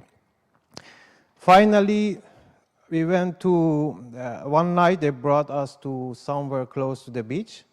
And they said, okay, around 3 o'clock, one boat coming with a driver and pick you up and bring you to the Greece and you can go. Again, I was thinking, because of my activities as a human rights activist, I'm always suspicious to many things. I'm not trusting easily. So I said, okay, I feel it's something wrong. I have to know how to drive a boat. If they don't have a driver, what should I do? With the kidney pain, I was sitting in a dark house. There was I don't know, maybe they stole the key from the house. They put like 60 people in one house. They hide us in somewhere south of the Turkey. And I decided to watch some videos in YouTube. I said, okay, what is the cheapest motorboat you can buy? And I found, okay, this is a Mercury 10. And I watched some video to know how to drive a boat. I didn't know. I never drove a motorboat in my life. And finally, was around like 3:30 in the night. And the smuggler came, said, okay, it's time to go. We went to the beach, was one airboat, was ready for us. And the smuggler said, who can drive a boat? I said, what? Who can drive a boat? We don't have a driver. And one guy said, yeah, I can drive. I had a jet ski in my country and I can drive. I said, okay. He sit in the boat and I was telling him to go to the right, he was going to the left. When I was telling him go to the left, he was going to the right. Because when you drive a jet ski, it's like a motorbike. But the motorboat is opposite. It's completely different. And finally I said, okay, I'm not gonna give my life in your hand. Just go away, I'm sitting in the boat. With the kidney pain, my left hand was in my kidney and my right hand was in the motor. I was going in the sea, middle of the night, and the smuggler said, okay, you have to go and you have to follow that star, and you're going and finally you see some red lights are blinking in the end, and that's an island. Okay. hopefully, I could download the offline map with my phone, and there was three other guys were with me in the smuggler house, and I put someone in the middle of the boat and someone in the front of the boat. The front guy had a GPS in his hand, and he was talking to the guy in the middle of the boat, and he was telling me, go to the right, go to the left. Finally, after like 3.5 hour driving, when I was middle of the sea, I have seen some broken boat in the sea with lots of life jackets there. It was a big shocking, like we didn't know, do they died or they could survive or not. But I was searching there a little bit, but I couldn't find anyone. I hope they could survive. Finally, we arrived to Greece, and I can remember when I could see the beach, when I was driving, the people had the passport, they were breaking their passport, putting away, oh, hello freedom, we survived. But nobody knew that this is just the beginning of the trip. It's just started. You should go to the Mytilene camp, which is very horrible, and still is horrible. So I was there with a kidney pain for a few days. We had to sleep in the tent outside in the rain. It was so cold. Not really good foods or something. They didn't send me to hospital. I had to deal with my kidney pain, and finally I could go to Athena. I could go to Athena, and again I had to find another smuggler in the Athena to go out of there, because Greece and Turkey was not safe for me, because the Iranian government has lots of hands there. So then easily they can catch me and bring me back to my country. So I found some smuggler, and he said, yeah, I will send you to the border to Macedonia. You have to just walk like a couple of hours, and you go to Macedonia, and from there one car coming, pick you up, and you go there. So, okay. We went to forest. Then we had to live in the forest for like 1.5 months. Just imagine 1.5 months, you have to live in the forest with nothing. And I can remember I broke like 3 boots in the forest. Every time we were like 3 days, 4 days in the forest, middle of the nowhere. And finally, police could catch us. They were hitting us. One time, the Macedonia police, they get us from the forest. So the people with us, they were hungry after a couple of days in the forest, and they had some cookies in the car. And people attacked to that cookies, and they took that cookies. But the police, when we arrived to the border police office, they made a line, and we had to walk between them, and they were hitting us. And I showed my Bible. I said, man, are you Christian? I'm Christian too. How are you hitting me? Are you not human? You don't have a brother or sister. We are human. You're treating us like animals. Then, yeah, it was horrible. And each time I tried to go to Macedonia, I couldn't go. And finally, the smuggler said to us, okay, we will send you to Italy. You have to go somewhere to the Greece, and there is a boat waiting for you with a driver. Again, the same story. He will bring you to Italy, and from Italy you are safe. Okay. We went to forest again. We were sleeping like 2 weeks in the forest. And finally, again, the boat came with the same story. The driver was one of the passengers, one Pakistani passenger. I can remember we were 12 hours on the sea. And finally, one of the Iranian guy was with me and said, man, wake up, somebody else is sitting driving the boat. I said, it's not possible. He told me he was wearing a mask. I was thinking he's a driver, professional driver. But I went on the upside of the boat, and I saw, yeah, it's a small Pakistani guy was driving the boat, and even he was going the wrong way. And because of his mistake, our fuel is finished middle of the sea. No phone had signal. No GPS, no helps. That moment was one of the impressive moments in my life, because I could see the guys were crying in the boat. The guy was sitting in his knee and said, God, I don't want to die. Please help me.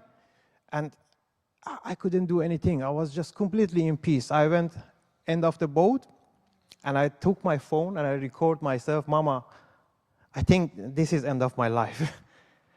I think this is end, because we are middle of the nowhere in the international sea, no fuel, no GPS, no help. But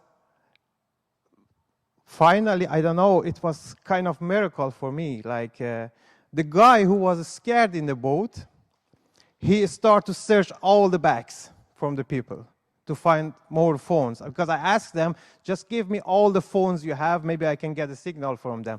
Finally, one small old Nokia had one signal. And I had to climb up in the boat, the waves was coming. I have a video maybe one time I can show in one storytelling evening. And I was standing in the boat, and I could call the police, and we had some fishing GPS, and hopefully I had some experience with that GPS because I was working in the company who were making this GPS, and I could give my location to police. And again, they get us, and they brought us to Athena. Finally, they could be safe again. There is a lots of details in it, but it's not enough time. Then I'm making it smaller. Finally, after lots of struggling, after lots of suffering in Greece, the smuggler gave me a ticket, said, okay, you should go to Amsterdam. No, you have to go to Amsterdam. I said, okay, man, I just want to go out of this hell. I just want to have a safe country to just breathe. I came to the Netherlands with a flight, and I can remember, I went to Schiphol, to the police, and I said, when I was talking with the police, I said, I'm a refugee, sorry. And I was expecting them to slap me or to push me down. But the police told me, do you drink coffee? I said, man, here is the country I want to stay. just give me a room. Just give me a room. My journey is finished. Yeah, that was a short story, and I hope next time when you see one refugee here, just look a little bit deep. How much that person suffered to come here. It's not an easy trip. I believe if you put any professional captain in this way, get stuck. But yeah, we could survive. Thanks for listening to my story.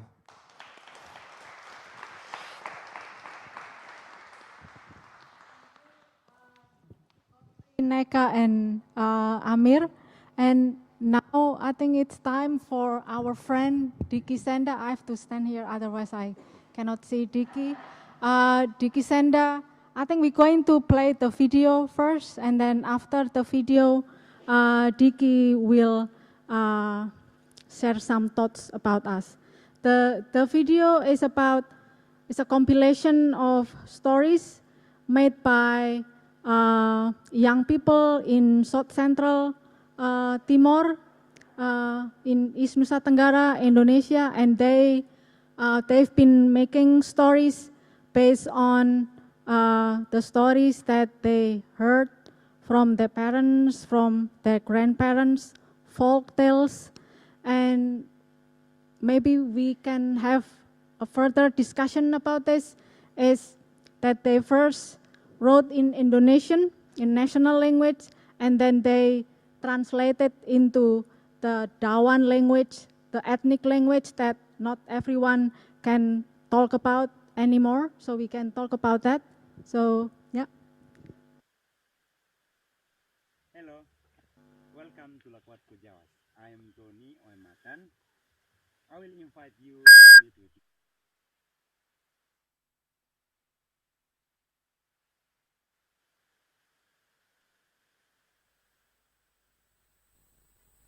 Friends in writing class of Lakwat Kujawas. But before we share our experience, I would like to tell you a little bit about Lakwat Kujawas. Lakwat Kujawas come from the food that is identical with our childhood. Lakwat means biawa or lakwat, and Kujawas mean guava. This community was born in 2016 in the Molo Mountains in Timor. We have a community library and art and culture chief room. This community also initiated traditional culture schools and creative writing class. These friends have joined the writing class since 2017. They have produced three books, and now they are going to talk about these three books. I invite Iren to tell a story. Halo, nama saya Iren, umur saya 16 tahun. Saat ini saya bersekolah di SMA Kristen Kapnan. Buku dongeng cerita Kapnan Tofen adalah kumpulan cerita perdana dari komunitas Lekot Bejawas. Buku ini terbit tahun 2018, berisi semua tradisi tutur yang kami tahu dan ingat, dongeng, cerita rakyat, fabel, dan legenda yang di masa kecil selalu diceritakan orang tua kami. Kami menulis kembali apa yang kami ingat dengan cara dan perspektif baru. Well, I will try my best to translate what Iren says. He says that his name is Iren and he is 16 years old. And he talked about the fairy tale of Kapnam Tokfen. He says, in this book is the first story collection of our community. This book was published in 2018, contains all the oral tradition that we still know and remember, like fairy tale, folklore, story, and fable, which our parents always taught us when we were child. Halo, perkenalkan, nama saya Sandra Liu, umur saya 18 tahun. Proses menulis yang kami lakukan cukup panjang, dilakukan selama berbulan-bulan di kelas yang kami selenggarakan setiap hari Sabtu pagi. Kelasnya selalu seru dan menyenangkan karena tidak selalu berisi teori dan teknik. Kami selalu menggabungkan kelas menulis dengan menonton, menyanyi, makan, dan juga jalan-jalan ke hutan. Well, Sandra is 7. Well, Sandra says she is 18 years old, and he says that the process of writing this book is quite long. It's done for months. And in the class, we hold every Saturday morning. The class are always fun and exciting because it doesn't always contain theory and writing techniques, but we combine the class with the watching movie, walking to the forest, singing or eating. Halo, nama saya Rini Desi, umur saya 18 tahun. Sama seperti menulis buku dongeng dari Kapnam. Proses menulis buku batu, rumah kubulan juga dilewati hingga beberapa bulan workshop. Kami mengangkat tema batu karena batu adalah salah satu elemen penting dan menjadi identitas bagi orang Molo. Kami menganggap batu bagaikan tulang manusia. Batu juga menjadi simbol bagi marga-marga yang ada di Molo. Selain itu juga, kami menganggap air seperti darah, tanah seperti kulit, dan pohon seperti rambut. Kami harus merawat alam sama seperti merawat diri kami sendiri. Hi, my name is Rini Desi. I will talk about the poor people with the theme of my body is stone and my house is the moon. Just like we write the fairy tale book from Kapnam Tokfen, the process of writing the poetry book is passed up to several months of workshop. We choose the stone as the theme because stone is one of the important elements, and identity for the Molo people. We think that stone is the human bone and also the symbol for the clans in Molo. In other hand, we also think that water is blood, land is skin, and trees or forest is our hair. So we have to take care of the nature like we take care ourselves. Nama saya Vita Seran, umur saya 14 tahun. Setelah menulis buku tentang batu, kami juga ingin menulis buku tentang tanah, air, dan pohon. Kami memulainya dengan pohon. Cendana dan beringin adalah dua pohon yang penting bagi orang Timor. Cerpen-cerpen yang ada di dalam buku ini mengisahkan hubungan kami dengan pohon atau hutan yang diibaratkan sebagai rambut manusia. Buku ini baru saja terbit dan kami ingin meluncurkan buku ini di acara ini. Well, the last one is Vita. She is 14 years old. Vita told about the fairy tale from banyan trees and sandalwood tree. She said that after we wrote the book about stone, we also want to write book about land, water, and trees. Banyan and sandalwood are two important trees for the Timorese people.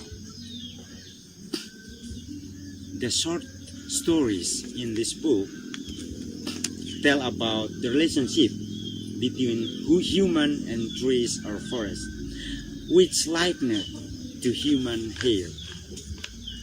This book has just published and we want to launch this book in this program.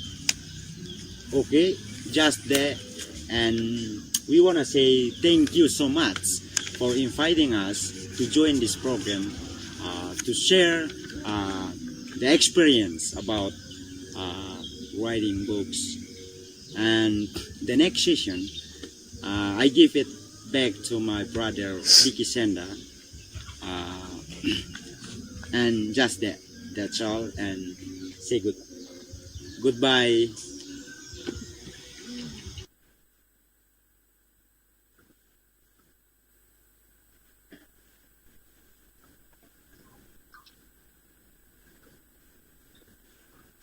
We have Diki.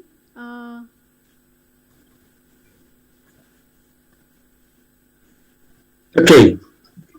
Hi, Diki. Maybe you can say thanks, Diki, for sharing. Everyone, this is Diki Sedra from Lakwat Kujawas. Diki, maybe you can add one or few things emphasizing the aspects of the stories that you shared, that everyone in Lakwat Kujawas shared earlier. Maybe about the forest and the stone, or everything that you want to say. Please, floor is yours. Okay, Mbak Nuning, thank you for the time. Talking about Lakwat Kujawas, we was established that community due to the lack of access and difficult for younger generation in Molo to learn about traditional and local knowledge. And then one of the Lakwat Kujawas tips to collect the debris of history is by teaching children to write because we just have oral tradition and separate from our roots for a long time. So among which is to write a story about our family. And once Lakwat Kujawas also held a writing class entitled Spelling the Sky, Reading the Traditional Textile and Traditional House. In that program, we brought in elders who would tell the stories about Molo culture, about the way they read the sign of nature through the sky, read the sign in the textile or how traditional house save our indigenous knowledge, also preserving our food as part of a farmer family. We know to calculate farming days. That's how our classes go. Usually our elders would also tell us about molo special dishes. We write and practice in the same time.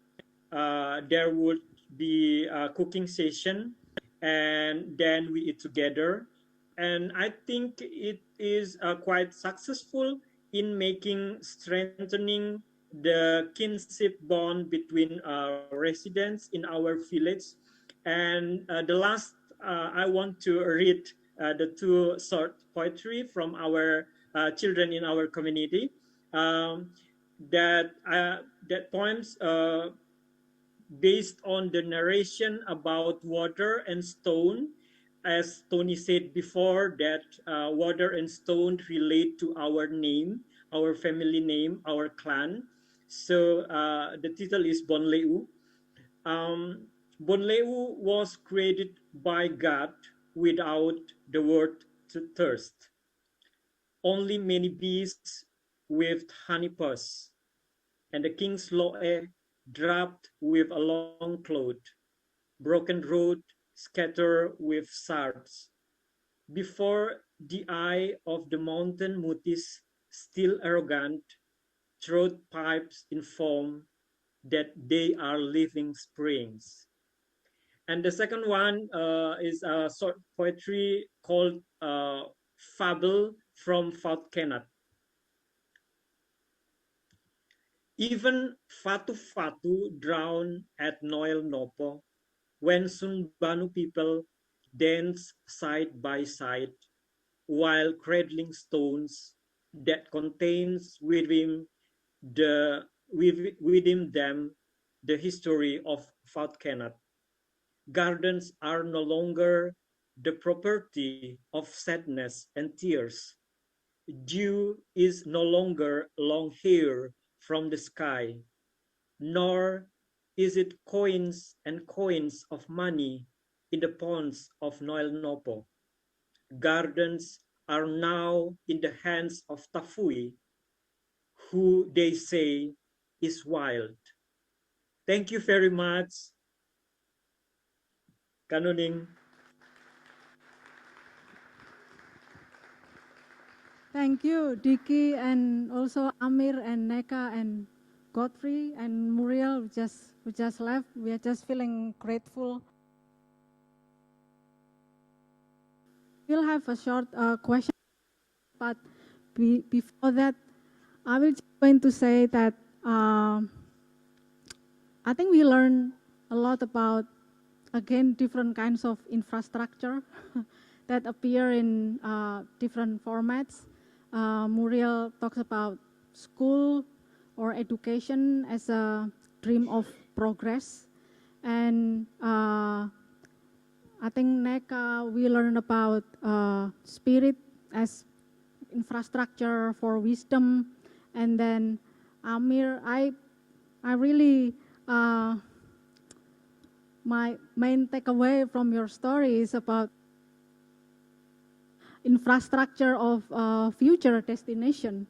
And as my friends from Molo, I'm always fascinated about their attachment with the environment and how is that attached to their wisdom as well. Like water is like blood, and then forest is actually is our hair, and the stones is our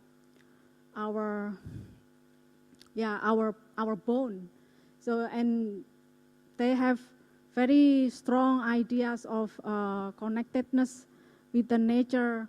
And then if all the nature is gone or distracted, that means all their family stories are gone too. So I think I want to encourage everyone who are not, who's still feeling energized. One or two questions. Is someone?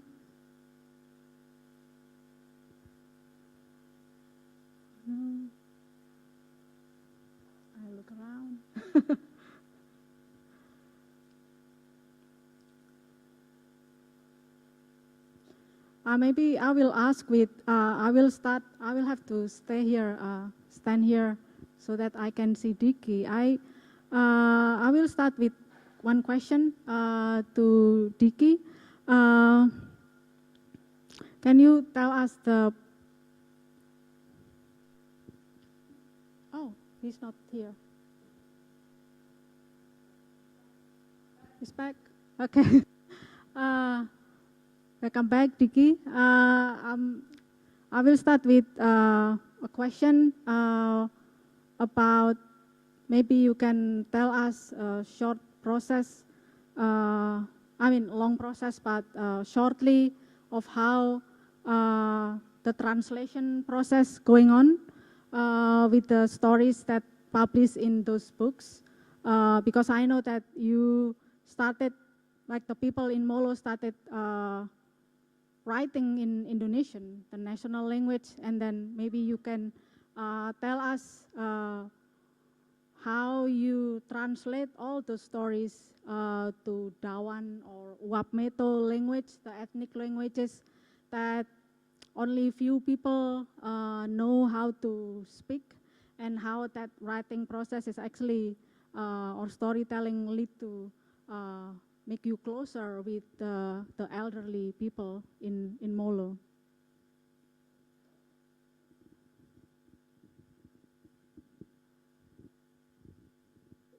Yeah, Kanuning, thank you.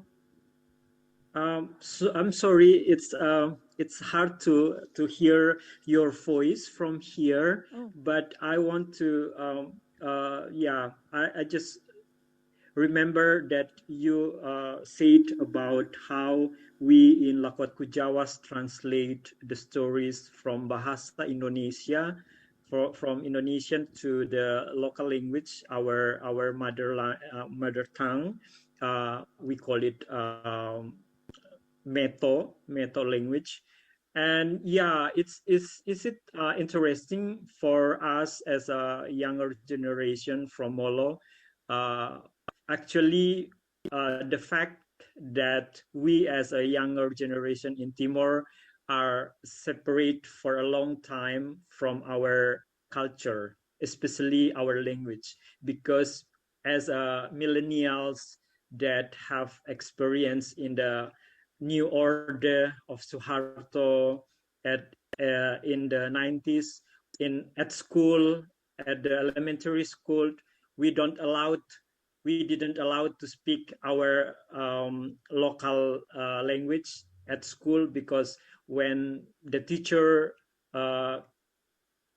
see that we speaking in local language, we can have we have the dihukum in Indonesian we call it. But talking about the process, this year we have the very support from our system, ecosystem in our community. So parents and the storyteller, local government also support our community to make workshops how to translate the stories that written by children in our community into the local language. So we working together with the Badan Bahasa.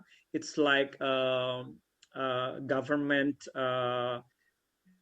part of the government. So they support our workshops, and after that they will print that books contains the local language short story in Dawan, in Timor language, and distribute that books into the local school in Timor that use the Dawanese or Timorese language. Yeah. Thank you, Diki. I think I really want to ask questions to Neka and Amir and maybe Godfrey too, if you can answer. I wonder about the process that you gone through the moment that you realize that it really is the stories that maybe survive you, like the memories of everything. And I guess I'm curious about how do you make a selection of all your stories, and when the moment you realize that the storytelling is an important part of your being, like the one that make you. How do you make curation process or selection process? Like how, like in short, this is actually about how do you the digging process take place? Like are you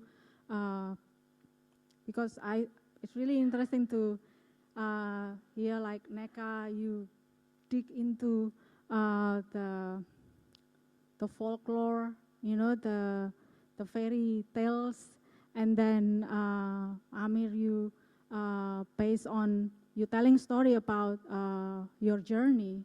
So I'm just wondering about that, and maybe how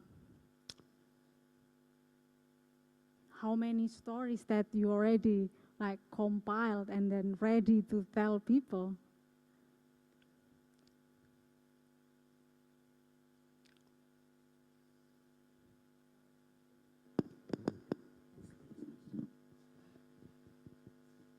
Yeah, I have so many stories. So what I do, any event that I'm being called, I look at the story that I have to present, depending on the age bracket too. Then the lesson, I will want the people I'm telling the story to take back home. You know, in Africa, it's our tradition, because we have a lot of folklorist stories in Africa. We tell stories of spirits, stories of water, stories of animals, stories, a lot of stories about hunters, wrestlers. So it depends on where I'm called to tell the story.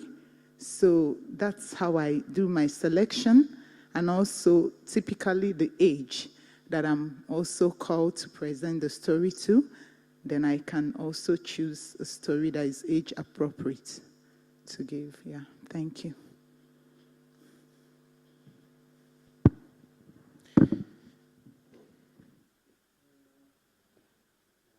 No. Oh, yeah. Yeah. Actually, I'm writing my own stories. Every night almost I'm writing 1 or 2 stories, but I'm posting my stories in my Instagram page. If you are interested, you can just search Refugee Holland in Instagram, Twitter, YouTube, TikTok, everywhere. Just Facebook blocked my page. I don't know why. They completely put down my page because they said you are against our standards. Yeah, nobody like human rights activists here. And today I was just feeling I just have to make more awareness about what refugees are experiencing. But also I have many stories from my culture, and you know, we have lots of great poets in Iran like Rumi, Sadi, Hafez, and Shahnameh. It's a great book. But I'm more like to make the stories for my own, like to make a little bit change, and yeah, that's how I'm choosing my stories. But if you are interested to read my own post or story, you can follow Refugee Holland. Thank you. Almost everything's been said. I'll say there are many, everybody have their own process of preparing themselves to tell a story. Like I chose a poem today, and for many people it's new. People don't know they can tell a story with a poem. So many different ways to prepare yourself, many different elements you can use to tell your story. I tend to think of it as packaging. You know, just like she said, you see who's asking what, and you package it for them. So today we had a package for you guys. That's the combination here. Thank you.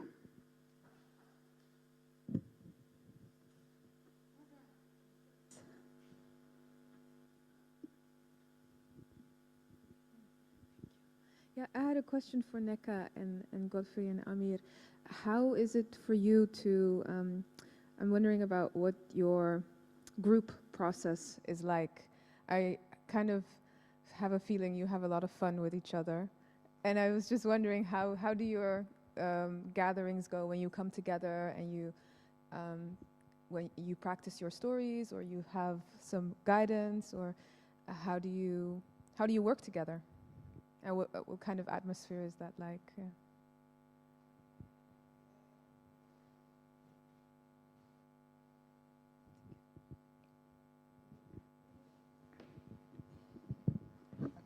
We really have so much fun because we love telling stories, not just about writers, but about ourselves, our experiences. And you know, life is all about stories. The stories you've been from your first day as a baby crawling, as a toddler, your parents told you, the things you've been through, how you spilled the milk from your mouth, all of them are stories. So life is all about stories. So it's a fun thing. We have our instructor here, Mr. Simon. So we just have 6 weeks lesson on like technical, how to train you as a storyteller, what to say, and how to make your audience to have that interest in your story. Then after then, you have to also work on yourself as a storyteller, because you have to have that attention from the audience. You also have to be a pleasing person, personality, and also you also have to learn from everyone in the group, because no one is perfect. So when you make mistake, another person can correct you, or someone can say, do it this way next time. So it's all about growing and growing and growing. Then that's it. Thank you. Yeah, actually we are more friends than a student, because we have a WhatsApp group and we're sharing our thoughts sometime, or videos together. Actually, this course was, I always say that was one of the nicest things I did in my life. I'm writing poetry in Farsi, I'm writing a story in Farsi, but I never had enough confidence to talk in a stage front of the people. Thanks, Simon. He was really did his best to push me and to just give me enough confidence, and they got, and in the course we could have some tips and tricks how to not be scared from our mistakes and just be natural. So, and yeah, and I'm happy we are having a nice group, and always we welcome to new members, new groups, and give him more motivation for them. Thanks Ice Cafe for this opportunity they made for us. When I start this course, I was a little bit traumatized from my past and the things happened, but this talking out and standing in front of the people without being scared could help me to recover soon and come back. And from the first time until now, I grow much more, and I feel much more relaxed than the beginning. So then this course, it has lots of benefit actually for me, and mentally, and also give me more confidence. As undocumented people, the Dutch government doing their best to show, to tell us you are nothing, even you are not a number. But with this kind of activities, when we stand up front of the other people, we show that we are still human beings. We can talk, we have right. Even if you stuck us in the bad situation and say we not give you a status, we can talk and we can spread our thoughts.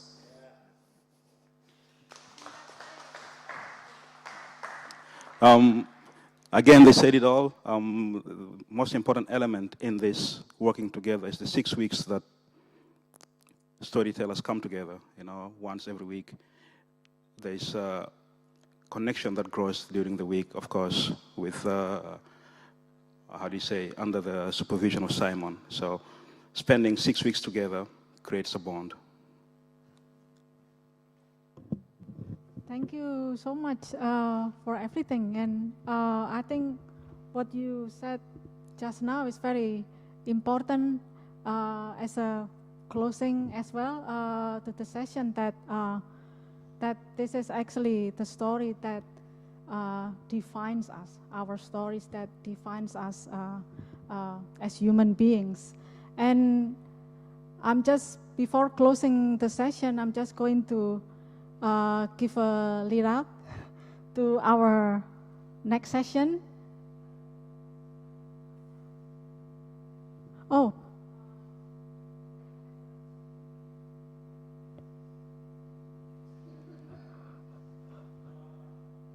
Comment.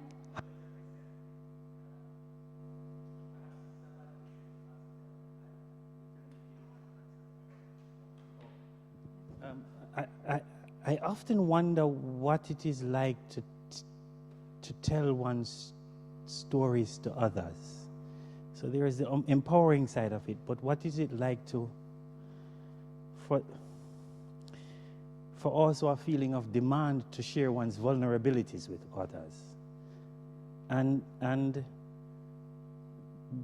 do we put undue pressure on you to share your vulnerabilities with us? So probably a complex question, but I sometimes don't want to tell anybody my stories.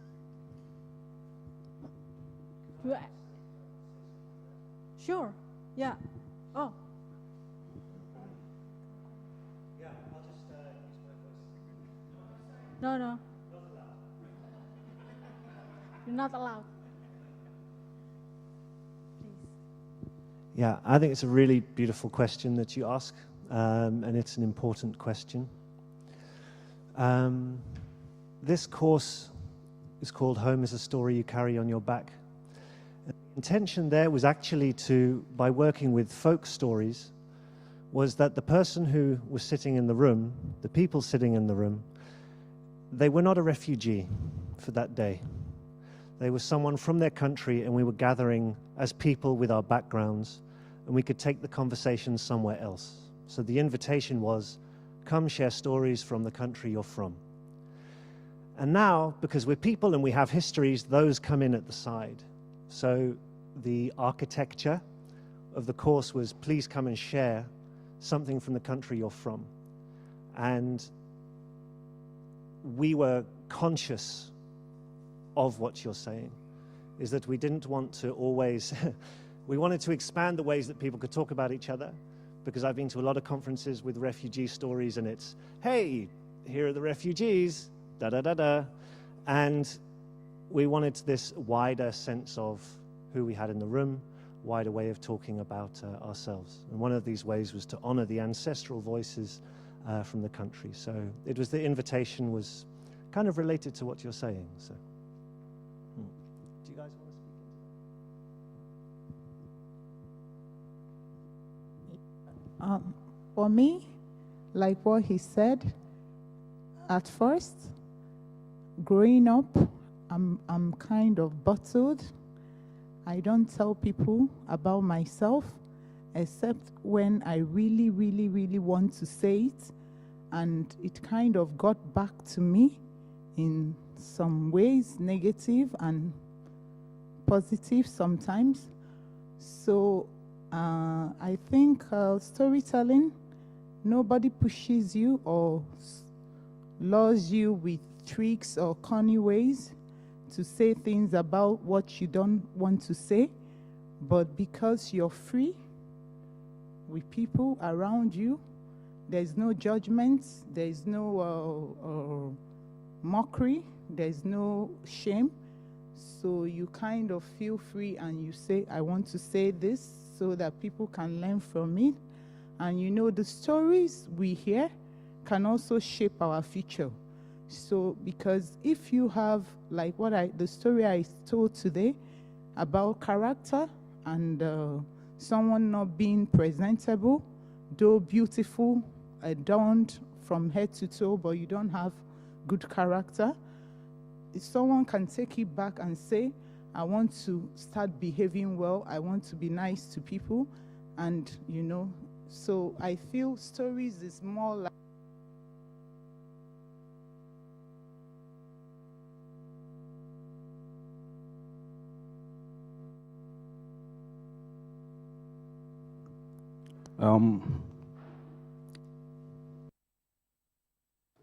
context, context, context, context, context, context, context, context, context. Well, wait, context matter.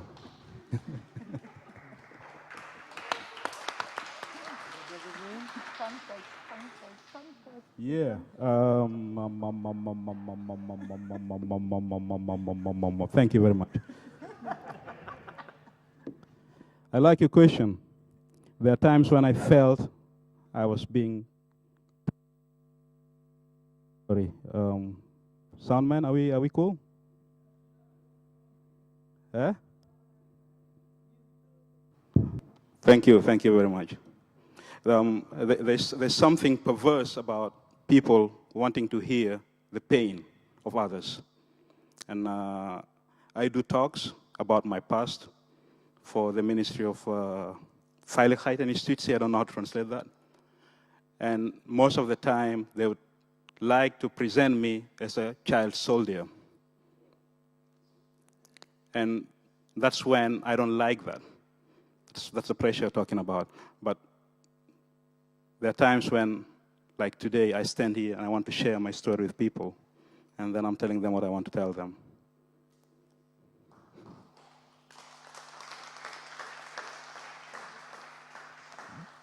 Thank you, Godfrey. I think Godfrey is the one who can actually present this session much better than me.